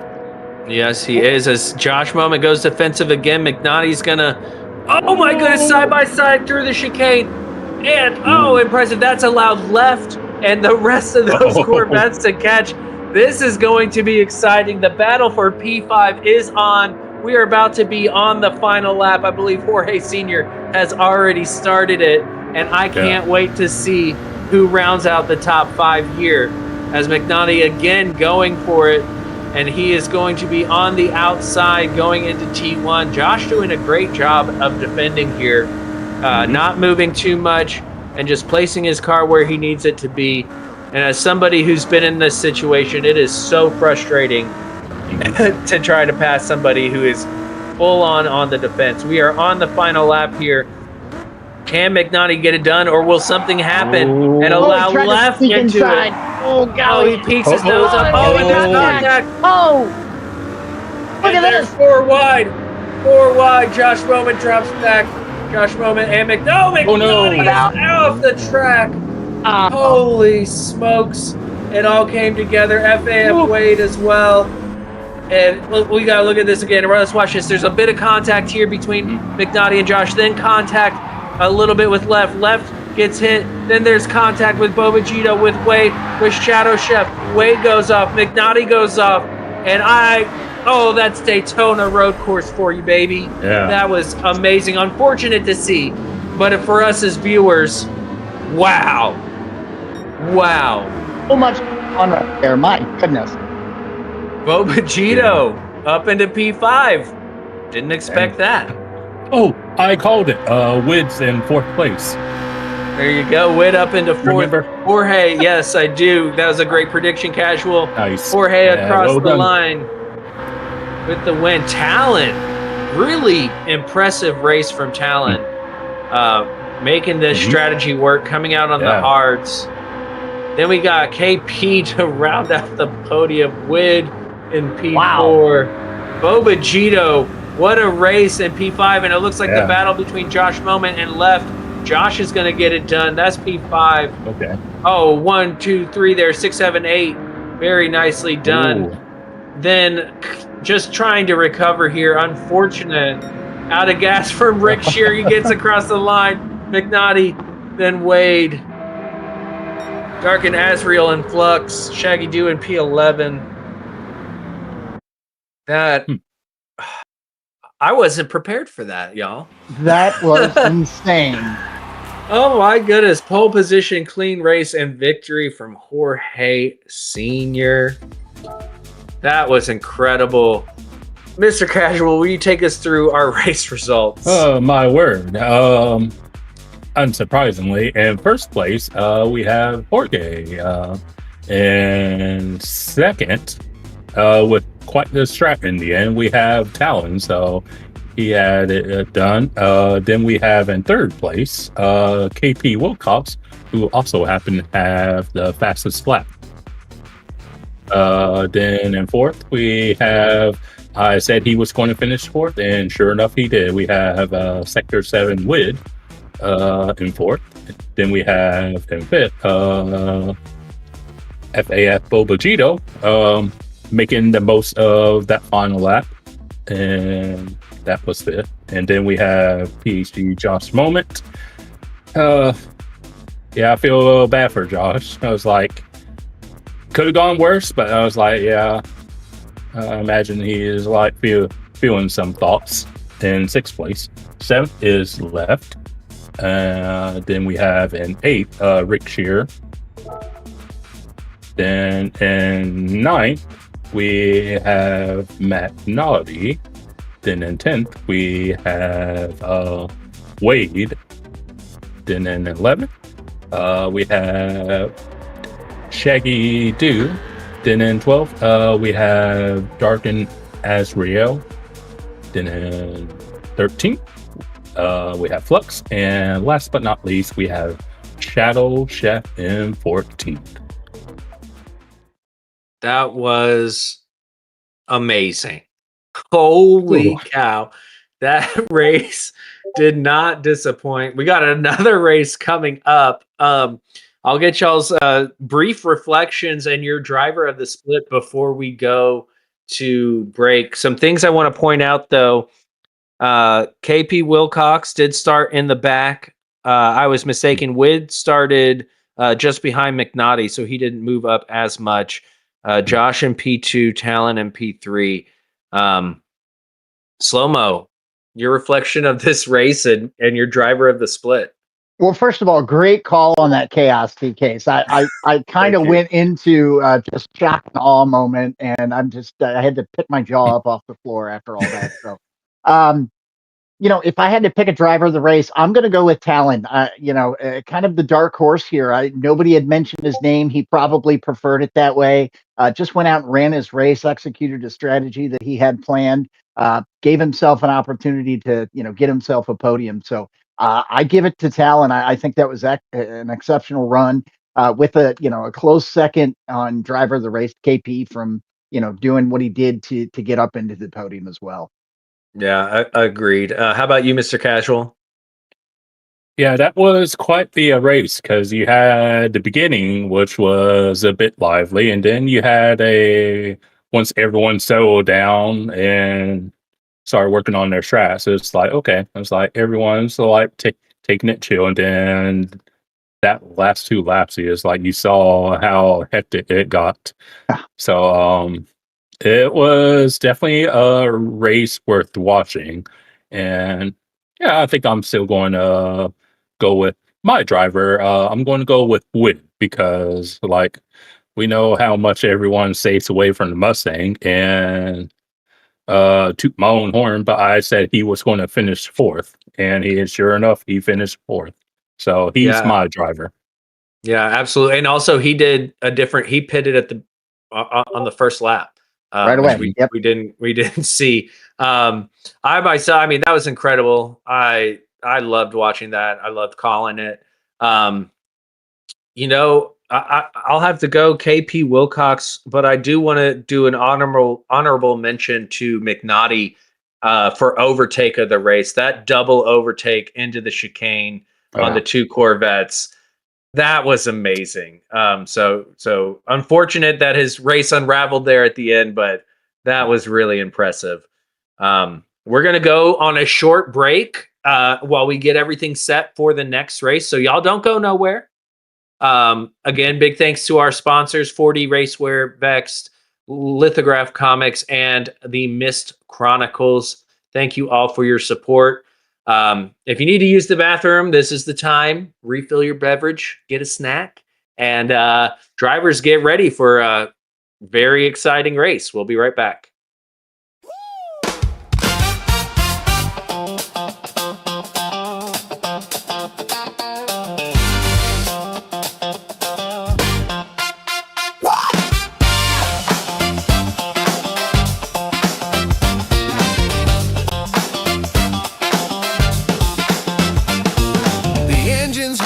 Tire scream.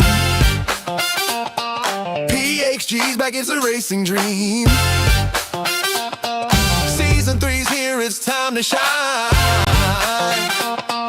Grip the wheel, feel the starting line. The combo slick, Shaggy's the king. Car and track, they're the perfect thing. Teams are ready, the racers too. Fast and fierce, they're coming through. It's more than speed, it's where we thrive.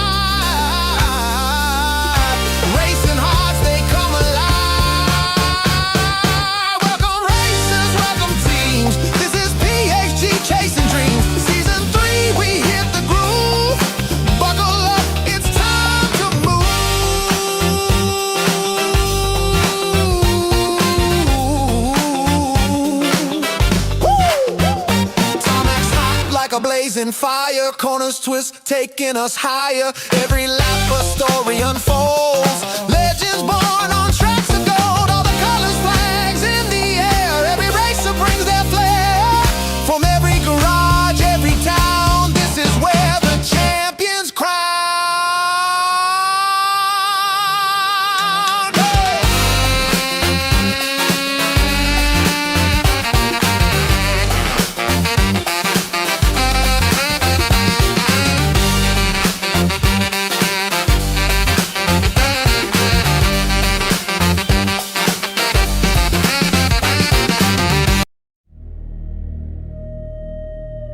7 lights, 7 tracks, 7 chances to prove you belong. This is PHG World Series Season 3. Strap in, set your brake bias, and pray your nerves hold. Because once the grid goes green, there is only full send.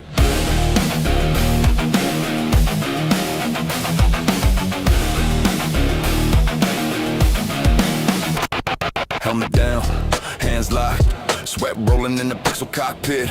Ghost in my mirror, name tag on my screen. Every single split time talking to me. Turn 1, hard jumps, brake late, bite hard, no room. Rubbing paint with the strangers, avatar, chasing that lap like a runaway star. PHG World Series, world on the red line now. 7 races to the limit, ain't nobody backing down.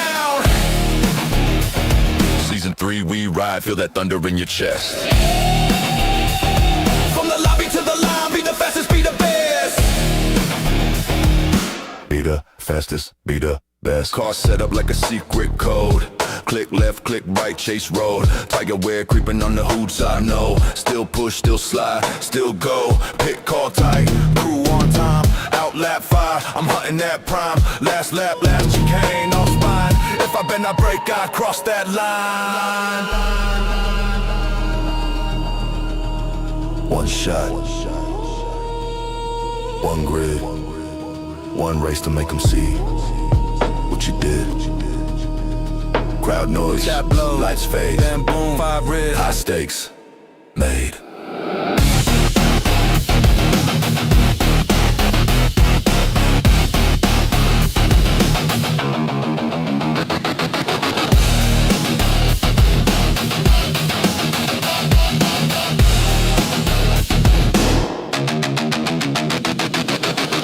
PHG World Series, world on the red line now. 7 races to the limit, ain't nobody backing down. Season 3, we ride, feel that thunder in your chest. From the lobby to the line, be the fastest, be the best. Be the fastest, be the best.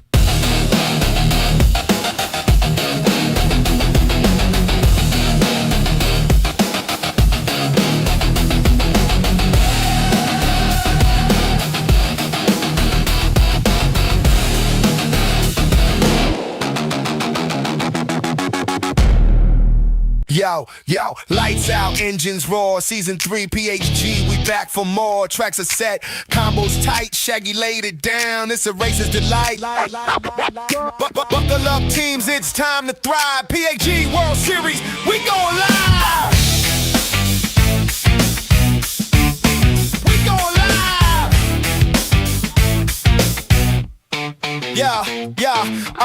Rubber burns, curves kiss the breeze. GT7 streets where legends see. Shaggy cooked the recipe, fire in the stew. Cars and tracks match like a dance for the crew. From hairpin bends to straights that scream. Every line a story, every race a dream. Fuel in the veins, adrenaline spree. Welcome to the jungle, Season 3. Clock's ticking, engines kicking, every second counts, feel the friction. New teams rolling, old champ flex.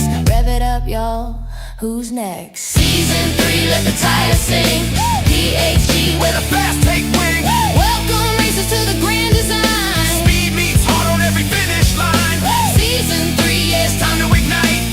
Strapped in tight, It's a furious flight. I see sparks fly, the tarmac glows. Races in sync like a symphony flows. Strategy spin, minds on the wheel. Every move calculated, every turn you feel. Teams collide, rivalries bloom. Under the floodlights, engines boom. Ladies and gents, take your stance. PHG's the stage, here's your chance.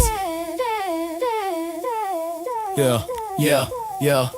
Apex hunters chasing the crown. Draft through the pack, don't slow down. Pit stop precision, seconds to spare. Victory's a breath, snatch it from the air.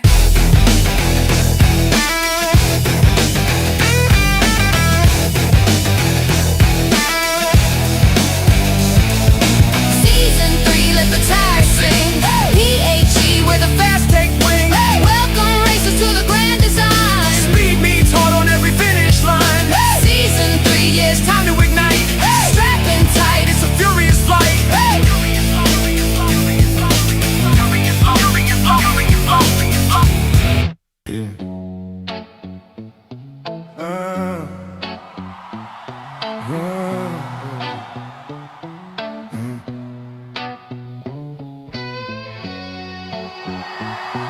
7 tracks, 7 chances. You blink, you're gone. This is the PHG World Series, Season 3. Strap in or get past. Lights on the grid, heart on red, foot down heavy, can't hear the dread. Ghosts in my mirrors, chasing my line. I carve that apex like I'm cutting through time. Rubber on curve, sparks in the dark. Every split second could tear you apart. Name on the banner, burned in the screen. I'm wide open, living on the lead. PHG World Series, Season 3, don't breathe. If you feel that fear, better turn that key and leave. We race on the edge, where the brave bleed speed. PHG World Series, only one crown, one king.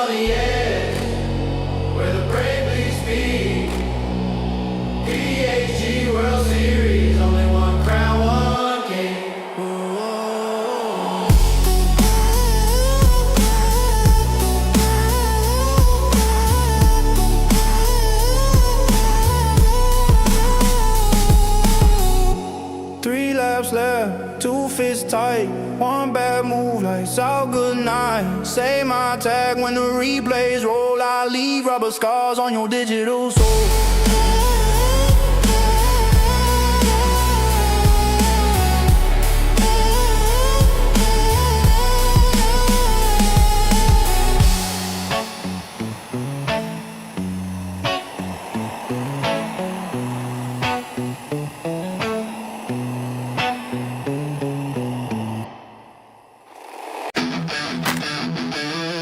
Yeah.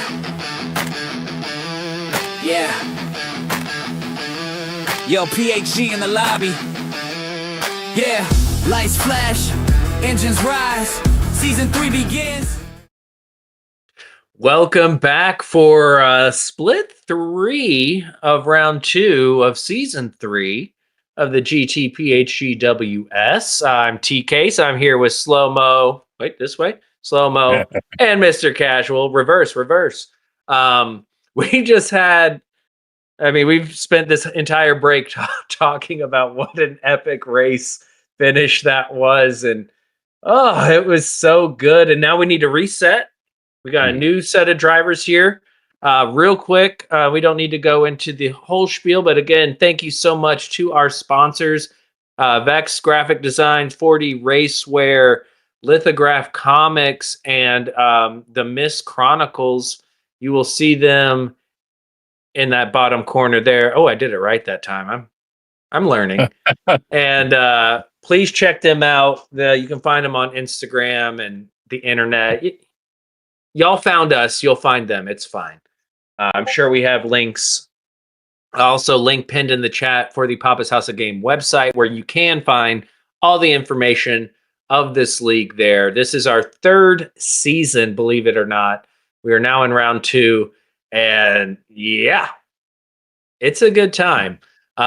Real quick, we'll go over what we're going to be doing tonight. If you missed last race, at some point, go back and watch it, because wow, that was incredible. Mr. Casual, will you tell us what the drivers are going to be doing tonight? So for those that aren't aware where we're at this week we're at Daytona Road Course, doing 25 laps. And for tire wear, we got ×3 with a mandatory racing hard required. And for fuel, we're doing ×4, and we got select Group 3 machinery. And the manufacturers that run in the Rolex 24 are the manufacturers you can pick from. Awesome. And also, real quick to point out, Talon ran away with the driver of the race with 60% of the votes. Well done, Talon. Well deserved. Well, now we're going into split 3. We just had split 1. We have split 3. SlowMoe, do you mind taking us through who our split 3 drivers are? Happy to. Thank you so much. So we've got PHG Raider, who's going to be driving that Corvette. Corridor, as we know so well, in the Corvette as well. The proprietor himself, Papa, who we saw doing a lot of practice earlier today in the BMW Z4. S7R's Mr. Racing in the BMW Z4. PHG Pyro will be running the BMW as well. PHG Slick in the Aston Martin. First one of those we've seen so far tonight. Okay. Yeah. Fresh off of his Christmas adventures, Santa Miguel in the BMW. NVR Croatian in the Chevrolet Corvette. PHG Strychnine is going to be in the BMW. You've got Cotton Ballistics and also in the Austin. I always mess it up. It's Austin Martin. VIP Cornbread in the BMW. Jeffrey GT97VT in the AMG. Our co-host Leo, who we've gotten to work with so many times, the PhD Leo in that Chevrolet Corvette. And then FAF Slowpoke Rods will be in the BMW Z4 to round out the grid. Wow. Well, real quick, I just need to go Leo Las Vegas. There it is. Leo Las Vegas. Tell you what, Leo and I haven't gotten to race together in a long time. And last night we went wheel to wheel, and oh my goodness, was it nice to race. I forget how much fun the two of us have when we're going wheel to wheel together. Great to see Leo participating. I know life gets in the way, but glad to have him back here. A quick reminder, the way these splits are put together, the drivers qualify during the week. And this week in particular, it was exceptionally close. So Mr. Casual just missed out on split 1 by that much. So these split 3 drivers are no joke. This is going to be a close, competitive race.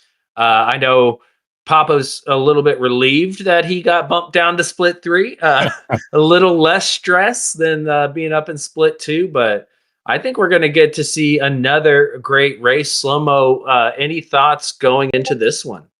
Yeah, well, keep your eyes on Papa. He is a Daytona expert. He loves the track, like you mentioned earlier on in the broadcast. The PHG group will run a ton of Daytona, so he's got experience here. He knows where you can push and where you need to be a little bit more cautious, as you talked about on a couple of those turns. So keep your eyes on him. We always like to root for Papa. I hope he has a good race and can get through this without any incidents. Beyond that, also watch out for Croatian. He's one that you don't get to see racing too much, but he has definitely got some speed. So keep your eyes on a couple of those guys there for sure. Very cool. Well, I think our drivers are on track now. We're going to take a look, but I do want to hear your thoughts as well, Mr. Casual, on what you're expecting to see from this split 3. And I mean, we do have 2 new cars in here with the Aston Martin. So your thoughts? I guess I'll say real quickly, fun fact, when I used to do the dailies a bit more often than I do now, Corridor, I used to race with him when he was like A-rated, and I think maybe even Q-rated for a time. So I've raced with him, and he's a pretty quick and clean guy. But yeah, I'm going to be keeping an eye on Papa. I imagine he loves this track as much as he loves this too. Oh, yeah. Yeah, absolutely. That's a fact. And I will be joining Papa next week, and we'll be sitting right up there in those grandstands that you just saw. Tippy top right there at turn 1 is the best seat in the house. Okay. Because you get to see the entire track. And especially at night, it is incredible as we see the Apex GP team from the fictional F1 movie. VIP Cornbread, another S7R driver. Good to see S7R coming out.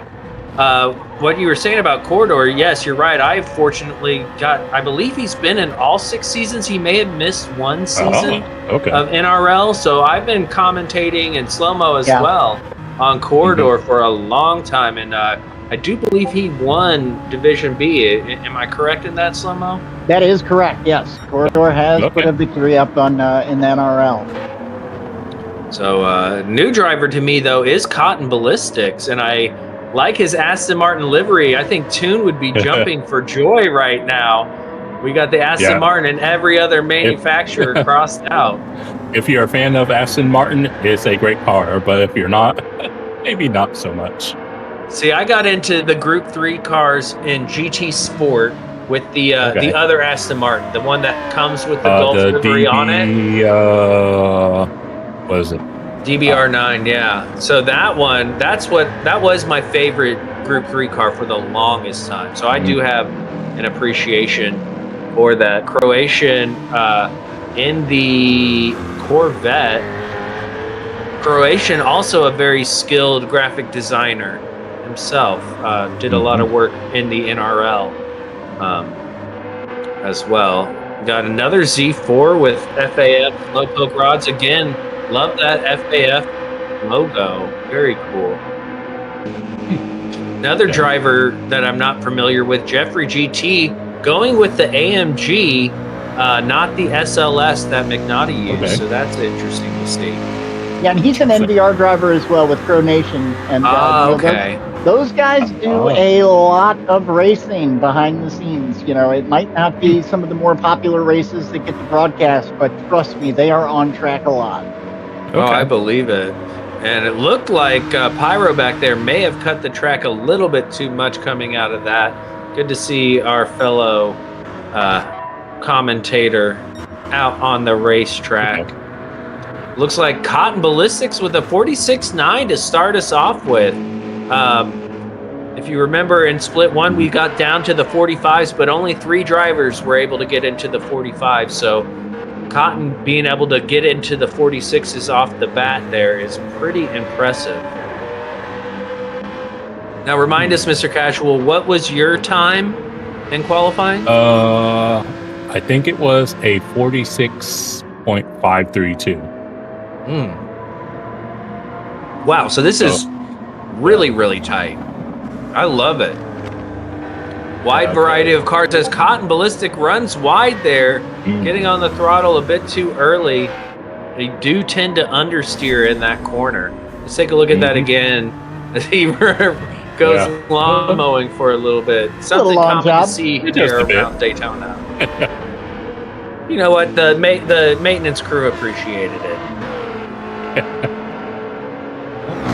And it's interesting seeing them running that. Lamborghini got their start with tractors, so lawnmower is a form of tractor, so it all comes together. Cotton Ballistics getting out of the way. Very good sportsmanship for FAF Slowpoke rods.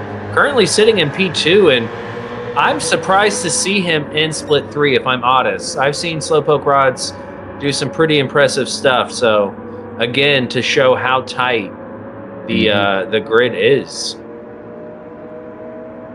Yeah, like I told my boss, I was surprised I actually did a half-decent qualifying earlier in the week because I usually have a qualifying curse. Right, qualifying. I am terrible at qualifying. I like to race. It's because I don't like to run laps. And Raider, and then Pyro up into P1. That is tight there between Raider and Pyro. PHG Pyro, excellent human being, also a great racer. Which brings me up to my next point. The tagline, slogan, if you will, of PHG is great racers, better people, and I can attest to that. Slick SHVR, another Joker Series participant, going purple currently Also in the Aston Martin, he does love his purple and green combo with the 8 ball on the side. He's coming at you. And he's looking nice when he does it.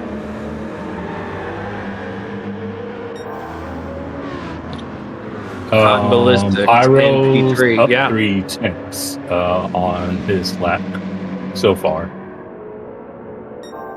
All right. Pyro improving. Cotton Ballistics up 5 tenths, almost 6. Okay. Oh, and during pre-qualifying, big thanks to C-Dubs, our fellow commentator and broadcaster, had an equipment failure during qualifying, which makes more sense now because I expected him to be a split one driver. But Cotton Ballistics really flying around here. He's going to come across the line. This is going to be pole position easily. But will he be able to hold on to it? He was up 4 tenths going into the final sector split. Barely gets it. Oh, and Jeffrey takes it away. So what SlowMoe was saying, but no, Pyro. Wow. This is impressive stuff. It is tight, 0.013 between Jeffrey and Pyro. We got 3 people in the 46.6 range right now. So your podium provisionally are all 46.6. Oh, Mr. Racing. I would like to take this to amps. S7R Sector 7 coming in hot. Mr. Racing. That is so tight between P1, 2, 3, 4, 5. And then there's a tiny bit of a gap, P6. That is very nicely done. So it looks like Slick is done with qualifying. He's back in the pits and he's slapped his hard tires on. Going to be satisfied starting further back with the hards. Papa, the proprietor, in his blindingly purple car, and I love that pink bright colors. Yeah. But that made me squint, and I'm looking at a TV screen, so that's weird. Yeah, he's up almost a half second. Papa is. VIP Cornbread, another driver who I expected to be a little higher up, but it looks like he is improving. As Croatia crosses the line for his final lap, he's going to get one more before this qualifying session is over in the Corvette. Papa should be in the 46s as he's getting ready to cross the line. I imagine the majority of the drivers are going to be in the 46s before they cross the line. Quarter in P5. There goes Papa to start his final lap. Comes down and around. Very smooth P1. Currently in P7. And VIP Cornbread with some traffic. That's going to be frustrating. That's going to hold him up. He moved up to P3. So he went ahead and answered my concerns.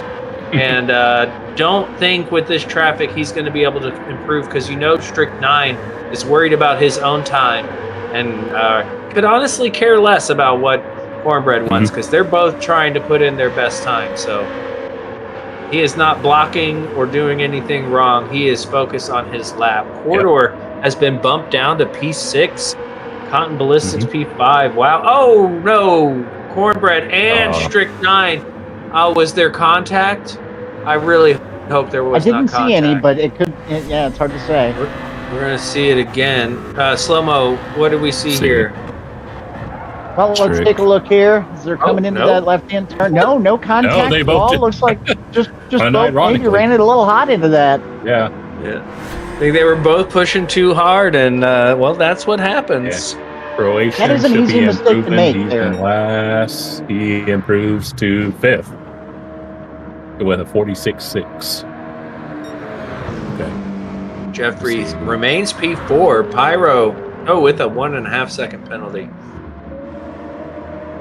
S7R, I mean, he's already got pole, but I guess Cotton Ballistics could fight back here. Let's see. You know what's interesting? they've all been running, or a lot of them have been running the really high line, which typically you want to hug the yellow line. Yeah. But I've seen several drivers do that. But you can see Cotton Ballistics definitely didn't improve, but Corridor nowhere with a 46.479, a tenth faster than Mr. Nice. Racing, and well done. I guess that positive reinforcement by you and I was just the thing that Corridor needed. Yep, that was it. And I mean, that was a great qualifying. It moved around quite a bit. Mr. Casual, can you take us through our qualifying order, please? Why, of course. I got Corridor at the end taking pole with the 46.4. Then just a little over a tenth behind him, we got from Sector 7, Mr. Racing. Then rounding out the podium, we have Pyro with the 40. Oh my heavens. I just seen Pyro and Cornbread have the same as that time. Holy cow. Smokes. In the same car, so it makes sense. So both Pyro and Cornbread in the Z4 got the same 46.609. Oh wow. That's something you don't see very often. Anywho, in fifth, we got Jeffrey GT with the 46.6 as well. Then in sixth place, we got Croatian in the C7. Then in seventh place, we got Cotton Ballistics in the Aston Martin. Then we have, as y'all love to say, the proprietor of PHG, Papa. Then let's see, and wow, we have the OG cheater, Raider. Then we have in 10th, Slowpoke Rods. And then 11th, we have VR Enthusiast Slick. Then last but not least, we have Strip 9, that Z4. And worth noting that Santa, Miguel, and Leo couldn't make it. So that's why we only got 12 racers. Guys, half a second. Right. P1 through 12. Yeah. Half a second. That's F1. Like, that's better than F1. That is so competitive. Any one of these drivers can win the race. Any one of these drivers can win the race based on that qualifying. I am blown away. All right, I'm going to put you on the spot again. Predictions. SlowMoe. Oh, I knew you were going to come to me first. Dang it. Oh, man. You know, Corridor really made a statement there in qualifying. So, you know, obviously we've seen him be successful in the past. It's hard to pick anybody but him at this point. With that being said, they're a half second apart. I mean, this is anybody's race. It's going to come down to execution, consistency, and strategy. These guys are going to have to go out there and keep their cars on track. You know, they're going to have to make sure they avoid any of the errors. You know, keep their car out of the grass. It's anybody's race. It's anybody's race. Anybody's. That is amazing. Mr. Casual, I hate to think of what your split's going to look like, but based on this split, that is insane. Were you expecting it to be that close? And do you have any predictions as well? Well, I knew Corridor wasn't so I knew he could do something. And we've seen Mr. Racing. He's no slouch either. But yeah, it's like with how tightly packed it is for a third split, because normally we kind of see, depending on the track, it might be separated by like a second and a half. But yeah, this one is like, because pole was 46.4 and the person in last is just a half second behind. So it's like, yeah, it's going to be more packed than a can of sardines. But I'm keeping an eye on. I think if we don't go with corridor, I'll say I guess I'll keep an eye on. I'll pick someone different. Croatian is who I'll keep an eye on. Yeah. Good idea. Good idea. Case? Yeah, it's gonna. Don't let him off early. It's gonna be interesting. Oh, but the race is about to start, so I can't make any predictions. Oh man, bummer. Yeah. No, it's gonna be. I predict that it's gonna be close, and I mean, with you look here, Corridor, Mr. Racing, Pyro. I can see Pyro getting ahead and running away with this. I could see that. So that's, I'm going to say potentially Pyro for the win, but he's going to have a tough task ahead of him. But this is going to be tight because half a second is literally getting through the chicane wrong. And they are on their way. Split 3. Here we go into turn 1. Mr. Racing in these BMW Z4 getting a good launch on Corridor. Looks like it's pretty clean back there. A little bit of a gap. As we get into the international horseshoe, everybody gets through cleanly. Line astern, as we say, but Mr. Racing and Corridor have pulled a gap. I'm assuming both on the soft tires. We'll take a look later. Or if Casual, you're in there, you can give us an idea. As we see Mr. Racing up the inside. Hold on 1 second. We're going side by side here. Mr. Racing cutting it back. He's wanting to get it done on lap 1. Mr. Racing at your favorite overtake position, Mr. Casual. Takes Corridor. Pyro in P3. He's got a battle behind him as well. Pyro under pressure. Corridor losing the lead early on the racing softs. Looking back, we got Pyro is on the hards. I kind of suspected that based on the gap that has been pulled. Just wait till you see Jeffrey's tires. Did Jeffrey start on the mediums? We see Cornbread getting ahead of Pyro. Cornbread on the softs, Pyro on the hards. We did see one driver last race use the mediums later on. So Jeffrey taking a little bit of that to start the race on a slightly quicker tire. We got Cotton Ballistics on the hard, under threat from Croatian on the soft. So Croatian trying to move his way up the field. PHG Papa on the hards.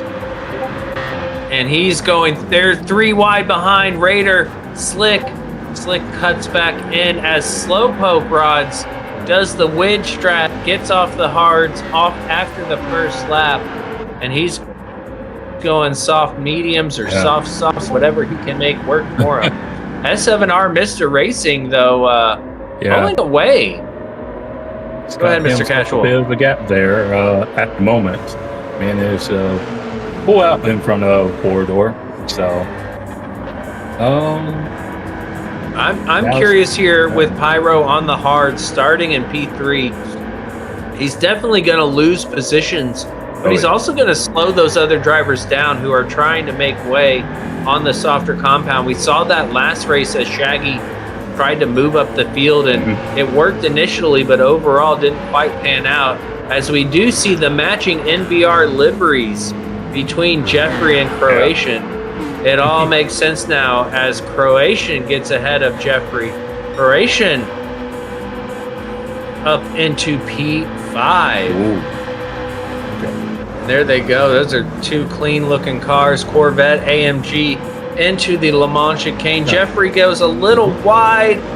Potentially a penalty, maybe not. We will see here. Seems to be okay for now. Oh, it looks like he got away. has a pin in 4th place. In 4th place, Pyro getting it wrong on the exit of the chicane. And there he goes. How many places will this lose him? He had it. Oh, and he's done. He's off the hards. That penalty didn't hurt him at all. Pyro, maybe my prediction was right. We'll see if I can have the glory that Mr. Casual had last race. As we see Raider get up the inside of Strict 9. Ooh, Strict 9 ran a little wide, and who is that up ahead that ran was off? Croatian in 6th place that decided to role play as a lawnmower, but he brought it back on track. He brought it back. What do we see here, Casual? Yeah, you see, he did something that's very easy to do to go wide at T1, and I think he was trying to give Jeffrey, who's kind of lagging a little bit, some space, and he ended up giving him a bit too much space there and ended up running himself onto the grass. Indeed, and you can see further behind Raider up the inside. He and Strict 9 are continuing to battle for P7. It's early on, and Strict gets on the throttle a little bit too heavy. Papa just behind, hoping to capitalize on that mistake from Strict 9. We're on lap 3 of 25, and we know how this race is going to go for the most part, and it's going to go good. So we see slow poke rods. Yep. Yeah, I was going to say the gap is starting to balloon a little bit between this racing corridor. We got VIP Cornbread well within the slipstream of corridor. Good eye, Mr. Casual, on that one. So Mr. Racing, much like we saw with Jorge Sr., having that clean air out ahead, not having to worry about drivers in your mirror, does allow you to get into a bit of a, for those who are good at qualifying, get into a little bit of a mode and just kind of run quali laps. Or, you know, we saw that fuel is going to be an issue, tire management is an issue. So these drivers in the cars that short shift a little bit better than others. As we see Croatian now battling with Cotton Ballistics up the inside. Croatian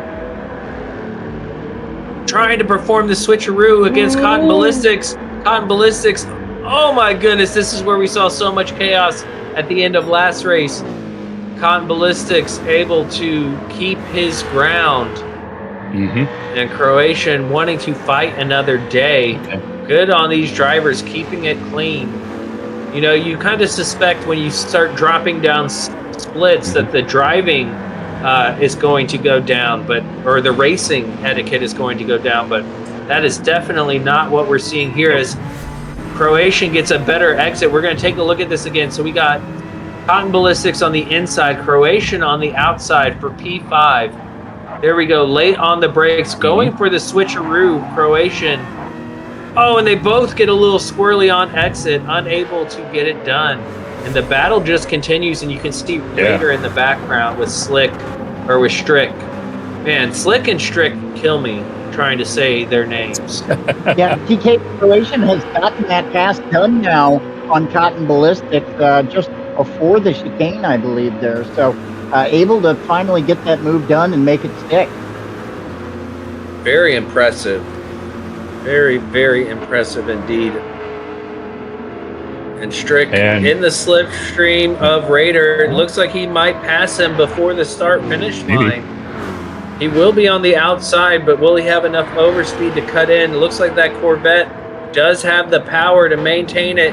Raider on the inside, but is he going to go too deep? Strict 9 trying to perform the switcheroo, and baby, does he do it.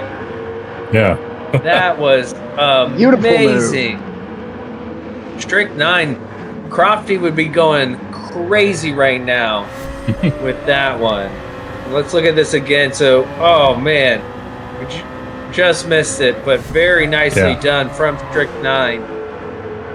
Now Raider the gap, on the pursuit. Between the leader and corridor is down to a second. Oh, very impressive. Corridor working his way back. He did put on the fastest lap in qualifying. He knows he has the pace. He just needs to put his head down and get going. And it looks like that's exactly what he's doing. VIP Cornbread very impressively in P3.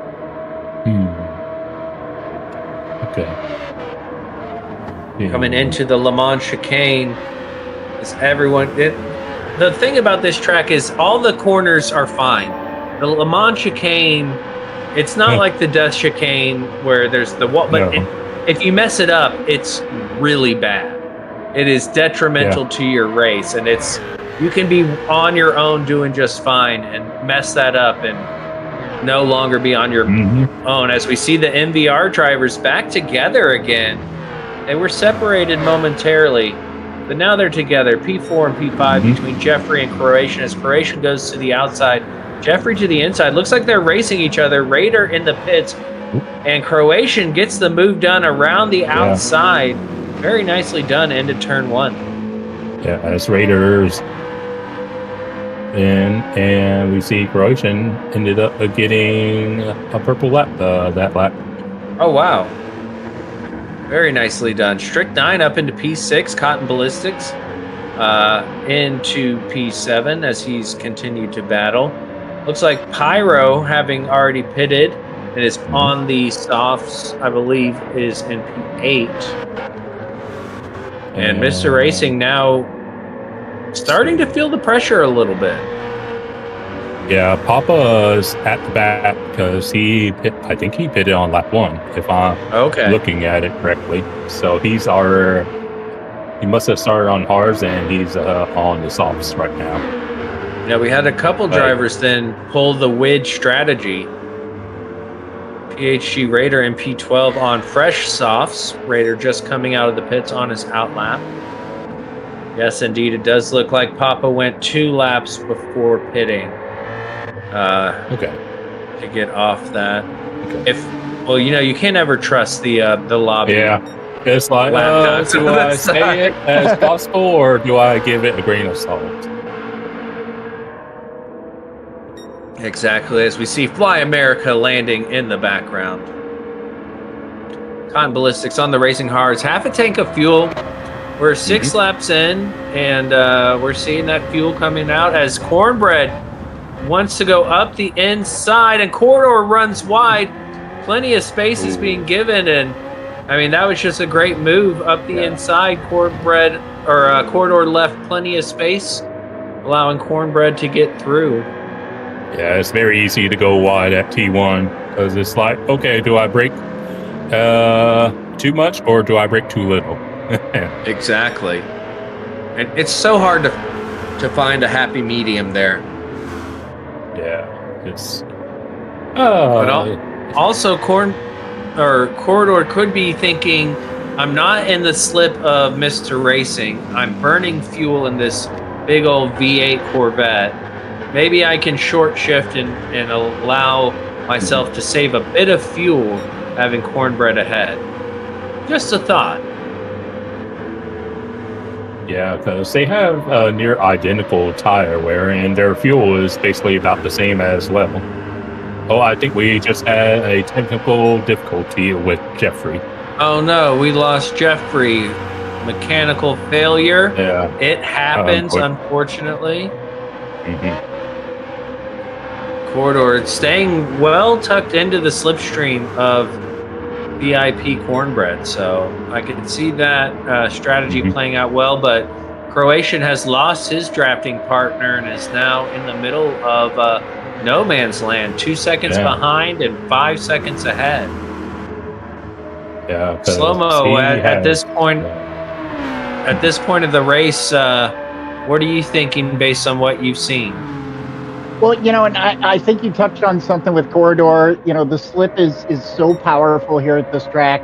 If I'm out here on track right now, I don't necessarily want to be out front unless I've got a huge lead. So, if you've got somebody that you can maybe get, let them get by in turn 1 and jump into the slip, save some fuel.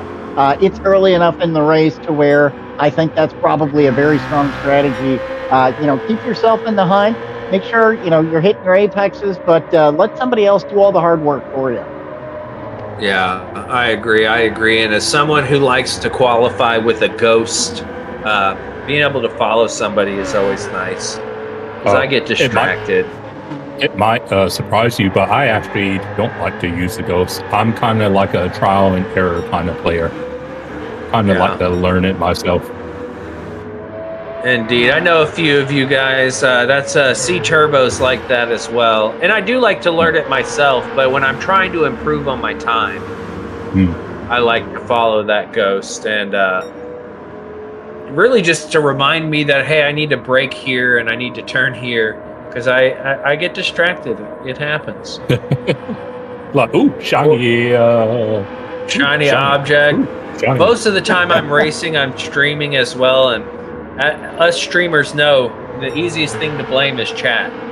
Just blame it on the chat. Just blame it on the chat. Well, and because it's TK true. And Casual, I'm sure both of you guys can relate to this, but sometimes it can be difficult to be out in front. You know, the guys that can get out front and just gap their opponent. That's a special skill. Not everybody can do that. It's true. I am not one of those people. So I won my first race at Race A today. I've been starting in the top 5, and then I started second, got up front, and thankfully the people behind me kept fighting, because otherwise they would have caught me. But I was able to run away and get him, and that's a rare occurrence for me. But a lot of fun here at the Daytona road course. So we see Cotton Ballistics currently sitting P6 on the racing hards. We got less than half a tank of fuel. See, Croatian's not too far away from Corridor in third. He's like, it fluctuates between 1.1 and 1.5 seconds. So he's almost there in the slip. He's working on it. Wow, that is impressive from Croatian, because, I mean, remember, they went off track earlier.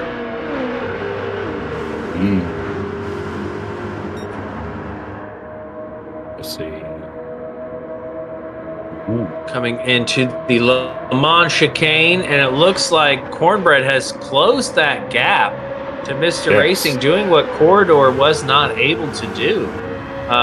Or Corridor is fuel saving a bit and just letting them do their own thing. But both drivers in the C4, and now it appears that Cornbread is applying the pressure to Mr. Racing. They are on the racing soft tires. Now I'm having trouble. How long were these softs lasting, people, last race? It kind of varies by car, but you're kind of looking at maybe, for the first stint, about maybe 11, maybe 12. Maybe more if you're a bit conservative. Pretty much the tank of gas, though. The full tank of fuel. So we'll probably see them, as they run out of fuel, be coming in the pits, as Cornbread did apply a little bit of pressure there into T1, but just didn't have it in them, or didn't want to go for it, which has gotten Corridor caught back consistency, Cornbread, he had a 46 on lap 5, but every lap has it been in the 47s, whereas Mr. Racing, lap 9 and 8, he was in the 48s. So, a few slow laps for Mr. Racing, maybe trying to conserve a little fuel and tires due to being out in the lead, like we were talking about. That definitely plays a good factor. Good eye, Mr. Casual, on noticing that. Yeah, can we have a look at Corridor's fuel? Because it makes me wonder: is he managing fuel? It looks like he's right there where everybody else is. So I don't know that he's doing any specific fuel saving. Maybe just a little bit of short shifting, but he is certainly using every bit of that draft with Cornbread. Not putting too much pressure on him at the moment. So maybe that'll change as we get further into the race.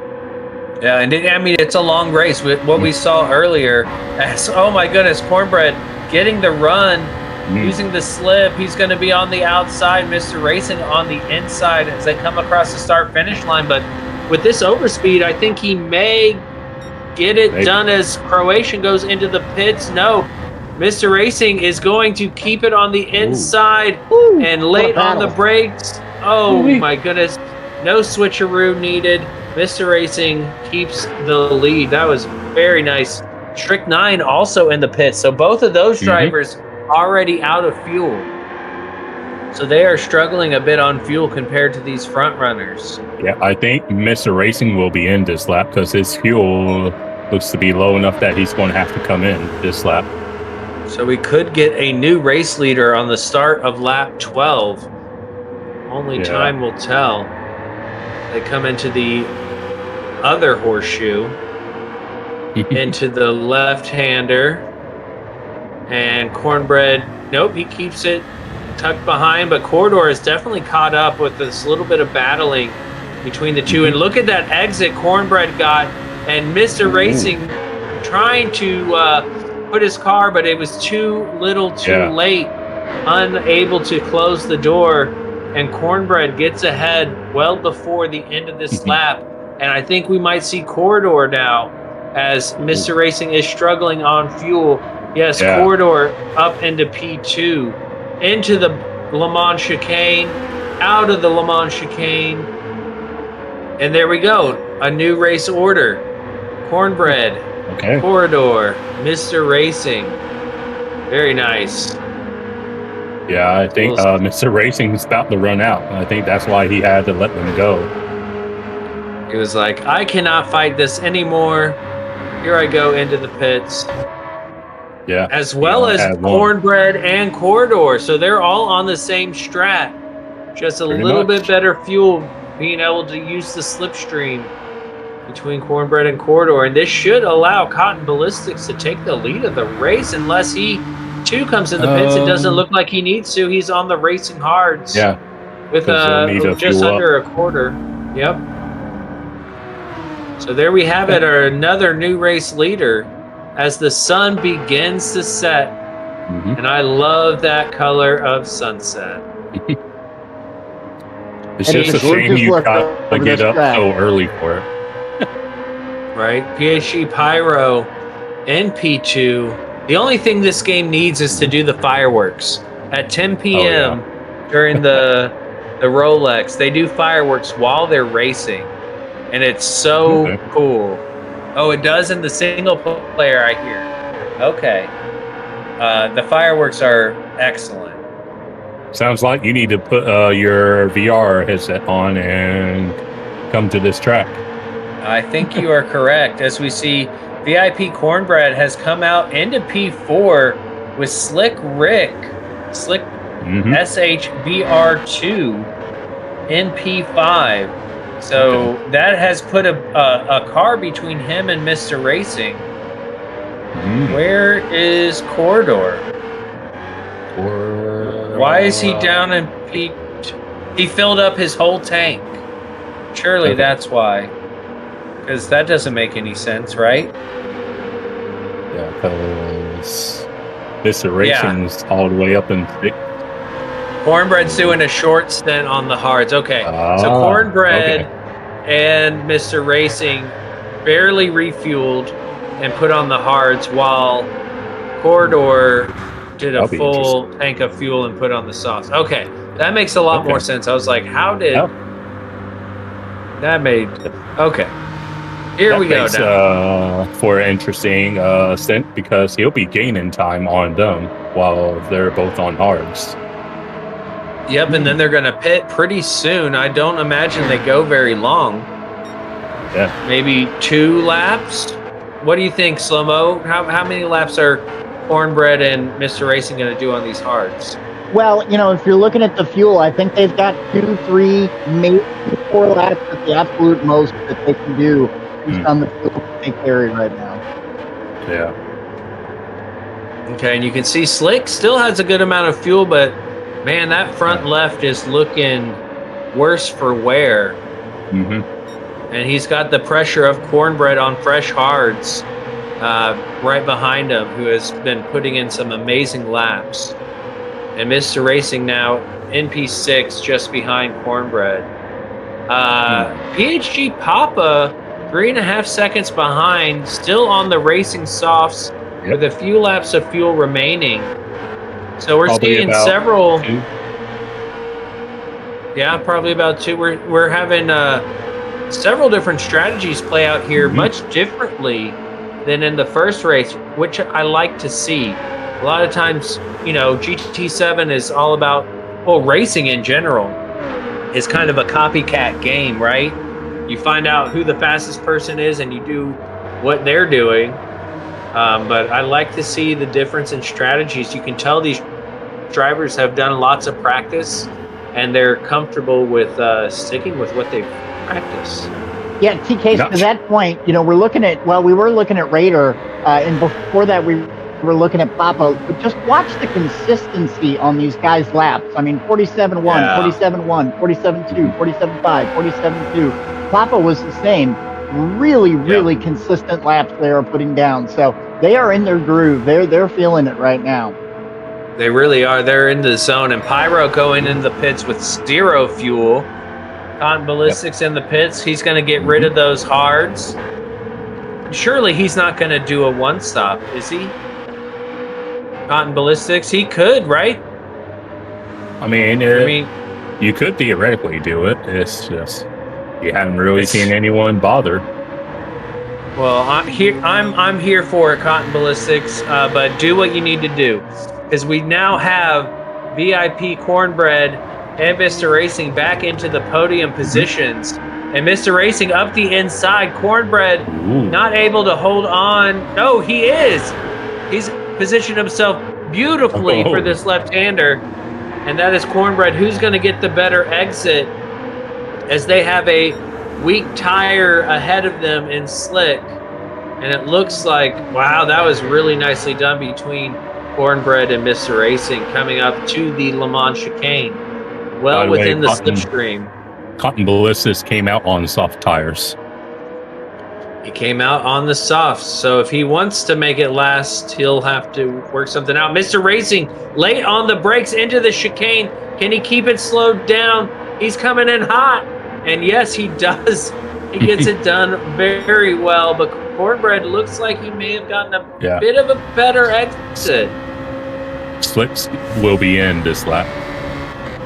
Yeah, but let's see this. Look at that late lunge on the brakes. I mean, they were side by side, but that was a brave move, carrying the speed with confidence on those fresh hards. Very nicely done, as we see Slick and Mr. Racing into the pits. Cornbread will stay out. Interesting that Mr. Racing went for that move, knowing that he was going to go into the pits. So PHG Raider up into P2. Croatian P3, Corridor back into P4. I don't know, SlowMoe, you tell me. I wouldn't have gone for that move, knowing that I was going to go into pits. What do you think? You know, it's hard to say. I think you take every position you can get, right? He had the position, he had the move, he knew he could brake late and do it safely, get by. I personally, it's hard to say. I take the position personally. Okay. All right. I may be more conservative on that side of things, and that but that wasn't. I'm doing it the right way either. But that was a great move, as we see Slick coming out of the pits on the softs. Corridor now just behind Croatian. He's trying to get back up into those podium spots, having a solid run. Corvette versus Corvette.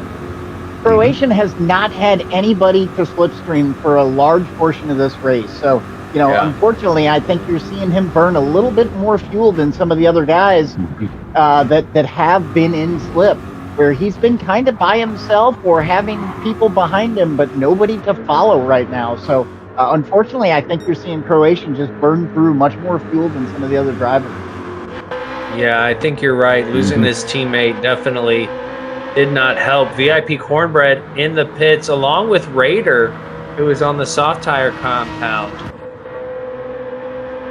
Going through, and I see we have somebody in the chat cheering for PHG Pyro. Let's see where Pyro is able to come out, because he's been on a different strategy than those drivers around him. Slowpoke Rods has Slick all over the back of him. Slick getting a really good run. And VIP Cornbread's still in the pits. He's going to get... Wait. Yeah, he's... looks like... Oh, he'll put the softs on. Yeah, he's just filling up. It'll change the time. I was like, why is he putting more hards on? Or did he put more hards on? That doesn't make any sense. Okay. As they move through, we see Raider coming out on the softs. Cornbread still filling fuel. Oh, and here goes Slick on the inside on turn one. Woo! Nice move. That was a good move. Or, excuse me, Slowpoke. Goodness. Yes, indeed. Right. That was a great move. He had that overspeed coming out. And walk us through that, SlowMoe. Yeah, you're going to see him. He just takes the inside line here, maybe a little bit late on the brakes, but really good positioning. Gets himself right next to Slowpoke and able to just accelerate through, get the power down, and get out ahead. Yep. Very nicely done. Very nicely done. Mr. Racing now in P8. I love seeing, the front drivers have to go all the way to the back and then all the way back to the front. Mr. Casual, are you seeing something? Corridor and Croatian are right there with each other at the very front. All right. They have managed to negotiate the bus stop safely, but yeah, it was a little something. And for one of the first times in the race, Croatian now has somebody to tow him. There we go. This Take is full going to work advantage out. of that, buddy. Enjoy the tow while you can, sir. That's right. Corridor up into P1. Yeah, big gap behind them. Just over 23 seconds to third. So they're Yeah, on the racing softs. Yeah. Yeah, we saw Corridor take that full tank of fuel, so he's playing the long strategy here. He does not have to go back into the pits anytime soon. As you can see, he's still just now at a half a tank. And we're, at 17 laps. He's also going purple through this lap. So maybe a new fastest lap as we get through this one. We'll see. Just keep in mind, Croatian's on the hards. Croatian on the hard. So I imagine, he will have to pit as we see their fuel is low. A few more laps, or maybe go ahead and call it and fill up and finish this race if you feel like you can make it last on the softs. Or as we saw in the previous race, the mediums are a viable option. PHG Pyro, plenty of fuel, plenty of tire. Shouldn't have to pit again. Should be okay. Love to see him move up. Going back and looking at the starting grid, it was Corridor, Mr. Racing, Pyro, Cornbread, and Jeffrey. Then Croatian, Cotton Ballistics, and Papa. That was the top 8. So very interesting to see, as you can see Mr. Racing all over the back of Slowpoke rods. The Slowpoke rod started P10, and Mr. Racing gets the move done up the inside of the Le Mans chicane. Very nicely done. And Croatian opts to pit to get off those hards, get some more fuel, try to take it to the end. So at this point in the race, we're over halfway done. SlowMoe, what are you thinking the podium's going to look like here? Oh, don't make me do that. I don't even know. As close as we've seen these guys so far. I mean, Corridor's got himself really in a good position to get himself a good finish here, potentially a podium. As far as what else is going to happen behind him, I couldn't even guess after watching the last race. Indeed. I am super impressed with Cotton Ballistics right now, being where he's at and starting in P7. Mr. Casual, based on what you've been seeing, he should be able to make it to the end, right? Unless I'm mistaken, I don't think Corridor has gone on the hards yet. I don't believe he has. Okay. That's interesting. So Cotton Ballistics potentially could come out with a victory here. Yeah. He could be the dark horse. I mean, we saw what could happen on the last lap, so this is all speculation. But Cotton Ballistics looking good. I don't want to curse you with my commentations, but I like what I see. And Pyro, done with his pits, should make it to the end, hoping to hold on to his P3 or potentially move up a bit. Yeah, he's just under 30 seconds to Corridor. So Corridor having to pit. It's going to be tight there at the end. And I think further back, you see P5, there's a good battle with Mr. Racing and slope and slick. You were saying casual? Because I'm like looking at corridor and I'm looking at the gaps behind, and I'm like, if he doesn't have to fuel up at all, I think he can, at worst, probably be second, depending on what exactly the pit lane loss is. Right. So he might still be able to finish top 3 after he goes in for hards. Just depends if he needs to fuel up at all or not. But yeah, this podium's not locked in by any stretch. No, you're right. I mean, Mr. Racing right here is only 2 seconds off Cornbread. So they're battling hard for this top 5. FAF Slowpoke rods in 7th, Slick in 6th. And this is what we saw last race, that mid-pack battle just really turned out here at the end of the race.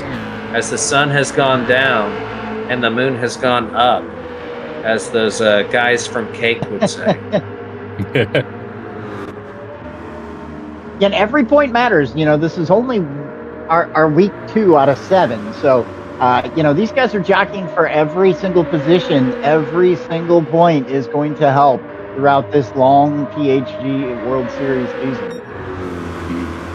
Indeed, and these drivers are going to get a break next weekend, which I'm sure they will appreciate a little extra time, because it is a quick turnaround going from this, and then qualifying takes place Tuesday and Wednesday, and then the races are Friday, Saturday. So it's real quick turnaround for these drivers. So getting a little break here and there is always nice, and for us too.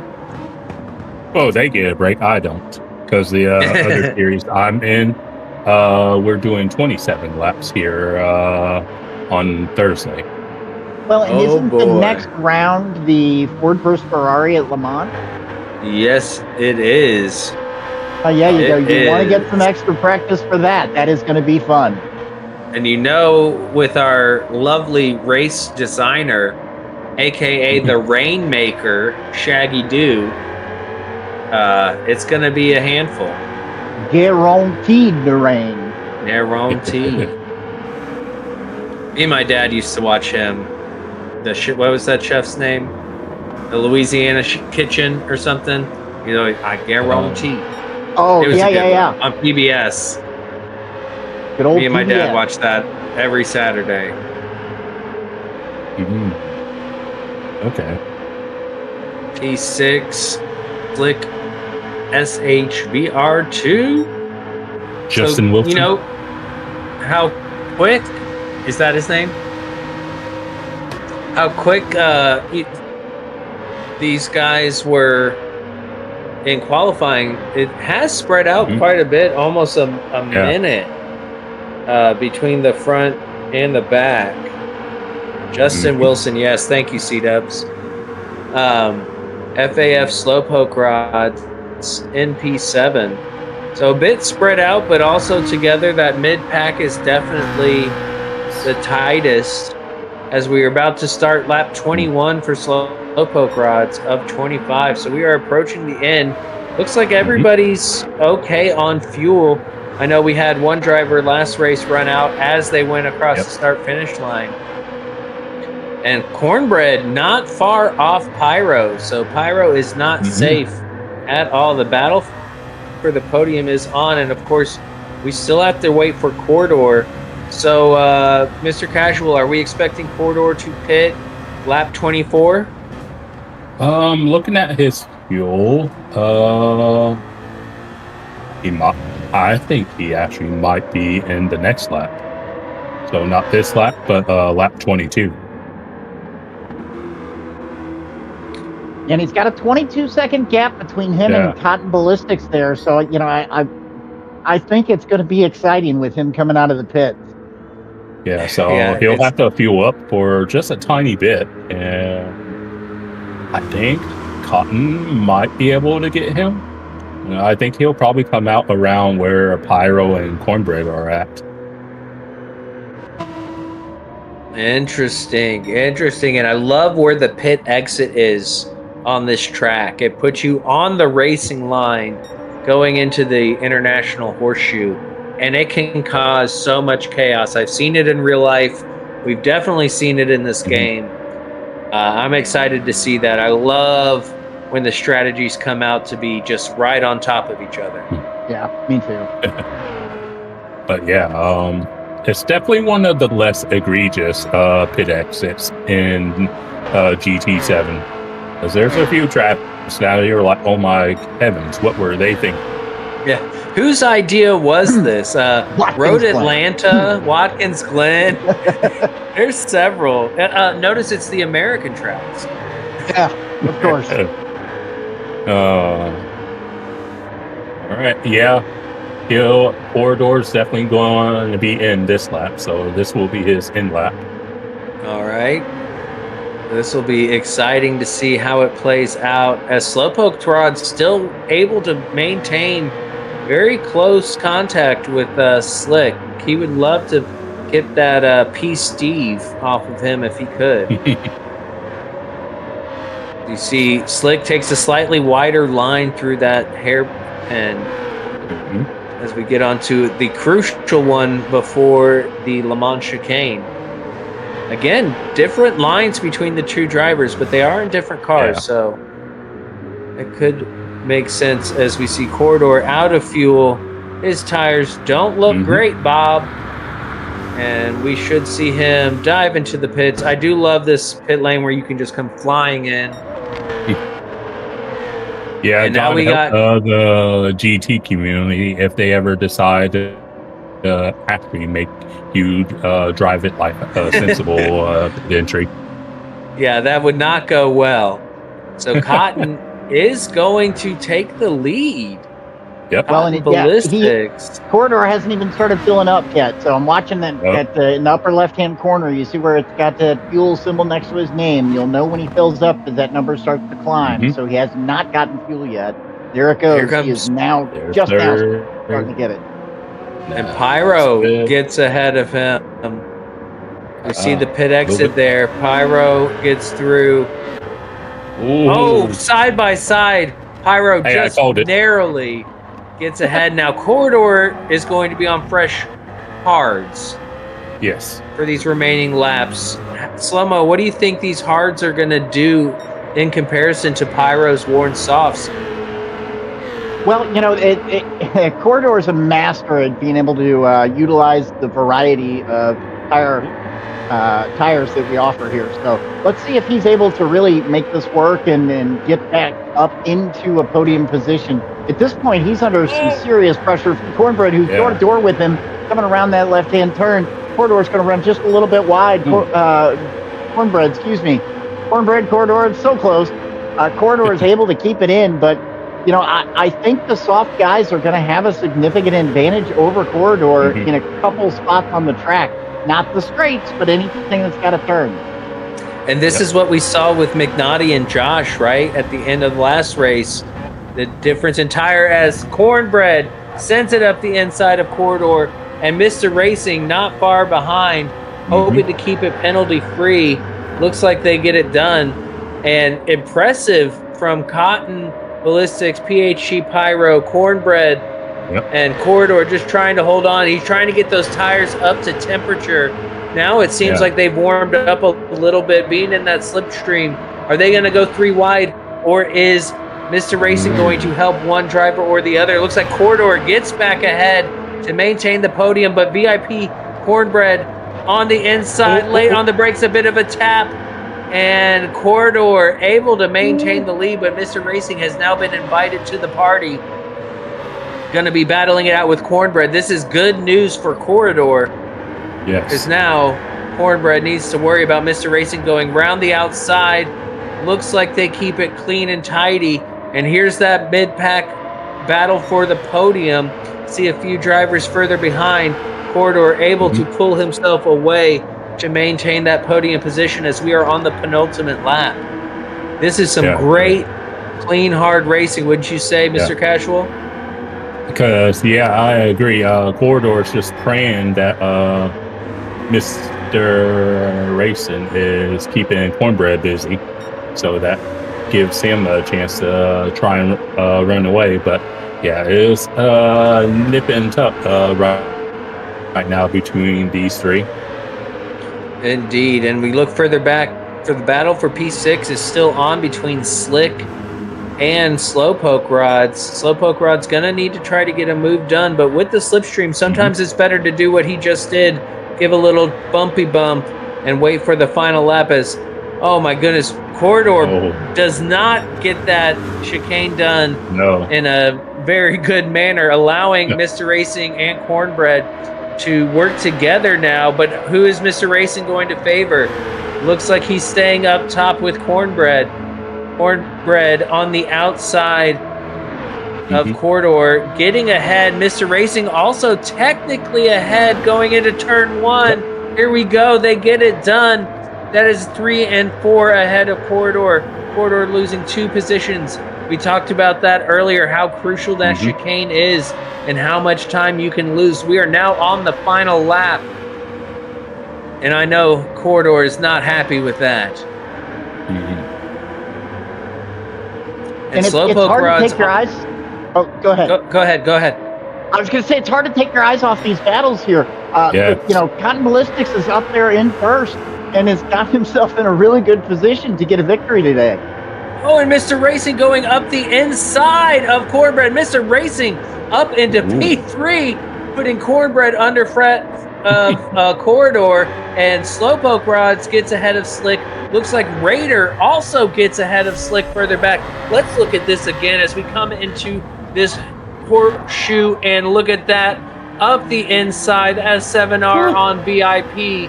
And oh my goodness, that was some great driving from the pair. And the order's all shaken up. I don't know what happened to Slick, but he's lost 2 positions. Corridor is right on the bumper of Cornbread. Indeed, Corridor, as you see, they're backing out, hoping to get a better exit of this chicane, because this is their last opportunity, as Cotton Ballistics will be crossing the line soon. And now Slick is under pressure from Croatian. Well done. Go back on board for winning the race. Oh my goodness, Cotton Ballistics for the win of Split 3. PHG Pyro, well done. Mr. Racing 3, Corridor 4. Slowpoke Rods. Well, look how close this race was. Just as close. Cornbread ran out. Oh, Cornbread out of fuel. Dropping down positions. Very close race. Papa coming across in P10. And Strict 9 in P11. Ooh-wee. I mean, that is impressive. Congratulations to Cotton Ballistics going from P7 up 6 positions for the win. Yeah. I mean, compared to past Split 3 races in the past, that felt like a Split 1 or 2 sort of race. I agree, Mr. Casual. I agree. SlowMoe, do you mind taking us through our race results? Yeah, happy to. Cotton Ballistics coming in with the victory tonight. Well done to Cotton Ballistics for that first place finish. PHG Pyro with the second place ending there. And then we've got P3 is S7R's Mr. Racing with an exciting finish. Corridor ending in P4. Obviously, we saw he had a lot of opportunity, and pit stop just didn't time it quite as well as he wanted it to be. So P5, FAF, Slowpoke Rods. P6 was PHG Raider. P7, NVR Croatian, as we saw him with, a lot of opportunity as well. VIP Cornbread finishing in P8. Then you have P9 with PHG Slick. P10, the proprietor himself, PHG Papa. P11, PHG Strict 9. And in P12, you have Jeffrey, as we saw with that engine failure early in the race. Wow. Another fantastic race. That was incredible. We need to pick the driver of the race for this one. Our final race of the evening. We'll start with you, Mr. Casual. Who is your driver of this race? You know what?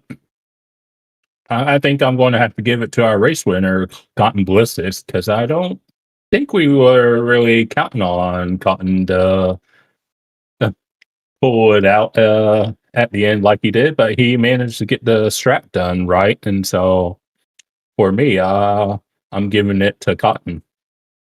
Yeah, I can't argue with that. SlowMoe, your thoughts? I'm gonna throw Corridor out into the mix. He had a really, really good race. Maybe didn't time his pit there at the end as well as it could have been. Came out in a great spot to fight those guys, but you saw that soft tire compound was just too much to overcome for him. Yeah. So really good race though. Those guys put on a wonderful show for us. Really good racing through that. I'm gonna throw Corridor out there for my choice. Awesome. And I mean, I agree with that. And Cotton, I mean, that I just love somebody who overtakes everybody in the field, and that definitely is Cotton. But definitely want to shout out Mr. Racing and Pyro as well. Pyro's very solid race, especially having a rough qualifying during the week. So really good there. Incredible. What amazing races we had tonight. And we can't ask for more. Like, what a better way to spend your Friday night than watching some epic racing. I hope everyone watching enjoyed. Those who are rewatching later on demand, I hope y'all enjoyed it, because I know we did. We had an amazing time. Again, big thank you to our sponsors, Vex Graphic Design, 4D Racewear. We got Lithograph Comics and Miss Chronicles as well. Now I'm blanking here. Are we going to a break, or are we calling it a night after this? Okay, perfect. I got confused as to what we were doing. It's been a long night. I don't know if you guys realize it. That was a lot to call. Mr. Casual, that was great working with you again. Oh, SlowMoe, always great to work with you. Y'all, please like and subscribe here on Salamander's channel. He does such incredible work. He did a great job tonight. Big shout out to the PHG community. Papa, the proprietor. Y'all click the link pinned in the chat.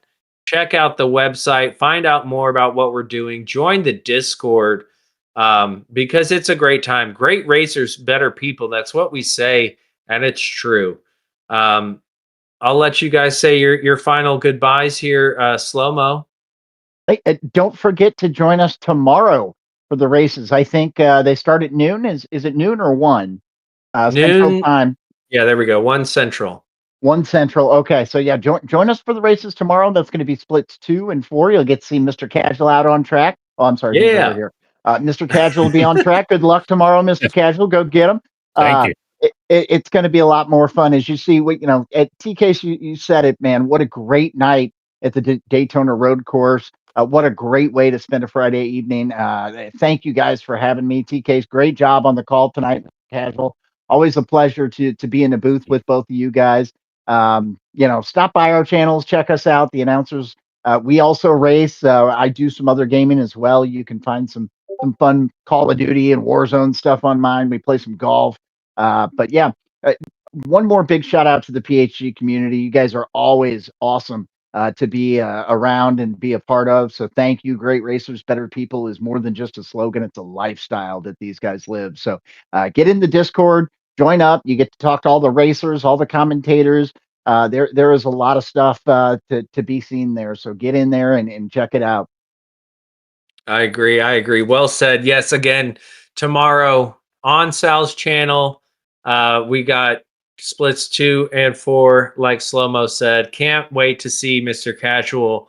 I've got stuff I got to do tomorrow, but I will definitely be tuning in on the old cellular device when I'm able to, and be rooting on everybody. Real quick before I go over to you, Mr. Casual, Cotton Ballistics, rightly so, ran away with driver of the split. Congratulations, Cotton. That was That was really good. Mr. Casual, your closing statements, if you will. First of all, I would like to give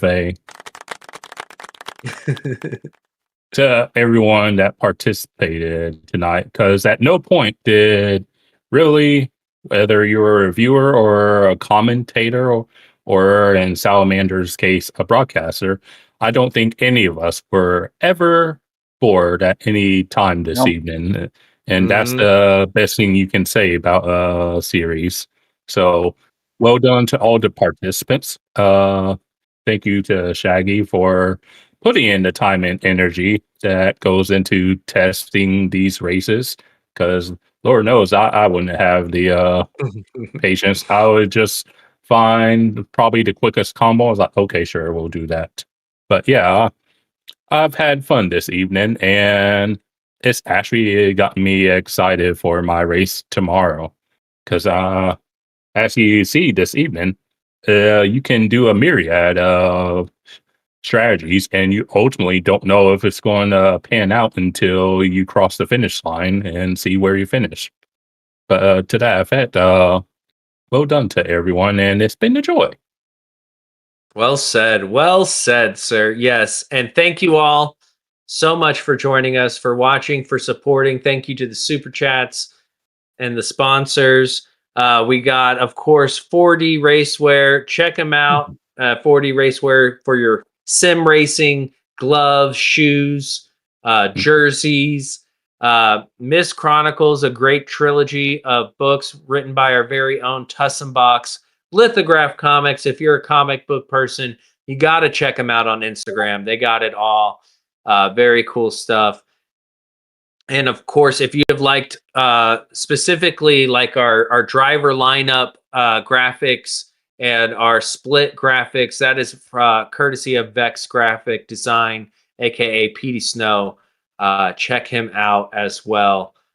Big thank you to our sponsors, and again to PHG, Shaggy, Papa, Sal, and everybody behind the scenes. There's a lot of us putting in work for this. Greatly appreciated. And hope everyone has a great night and is ready for a fun Saturday full of racing. We'll catch y'all later.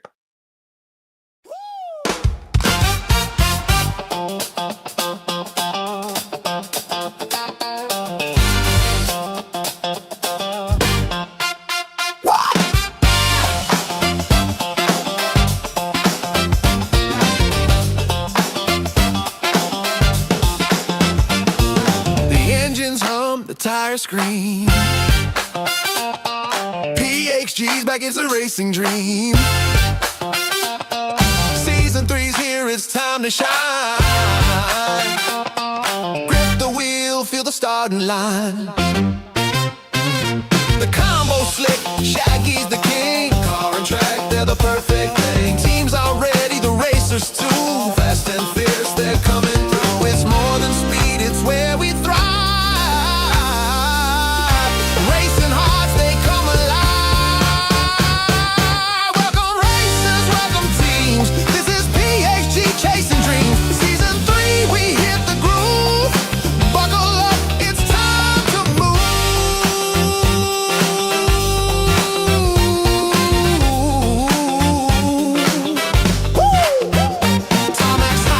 Blazing fire, corners twist, taking us higher. Every lap a story unfolds. Legends born on tracks of gold. All the colors, flags in the air. Every racer brings their flair.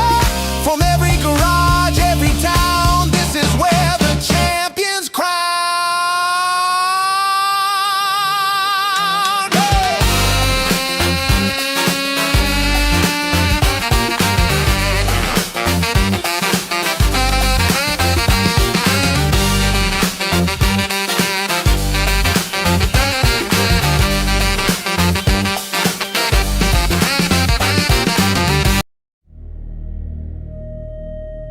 Seven lights, 7 tracks, 7 chances to prove you belong.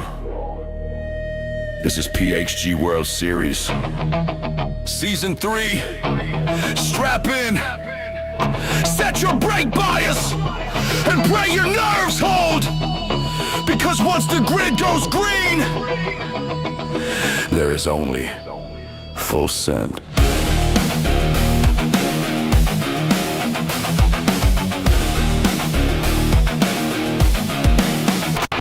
Helmet down, hands locked, sweat rolling in the pixel cockpit. Ghost in my mirror, name tag on my screen. Every single split time talking to me. Turn one, hard jumps, brake late, bite hard, no room. Rubbing paint with the stranger's avatar, chasing that lap like a runaway star. PHG World Series, world on the red line now. 7 races to the limit, ain't nobody backing down. Season 3 we ride, feel that thunder in your chest. From the lobby to the line, be the fastest, be the best. Be the fastest, be the best. Car set up like a secret code. Click left, click right, chase road. Tiger wear creeping on the hoods, I know. Still push, still slide, still go. Pit call tight, crew on time. Out lap 5, I'm hunting that prime. Last lap, last chicane, off spine. If I bend, I break, I cross that line. One shot, one grid, one race to make them see what you did. Crowd noise, lights fade, then boom, 5 red, high stakes, made.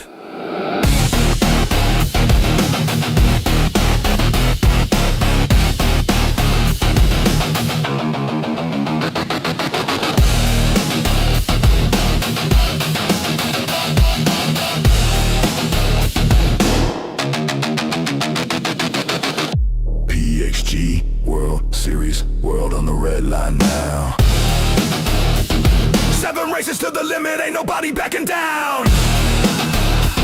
Season 3 we ride, feel that thunder in your chest. From the lobby to the line, be the fastest, be the best. Be the fastest, be the best.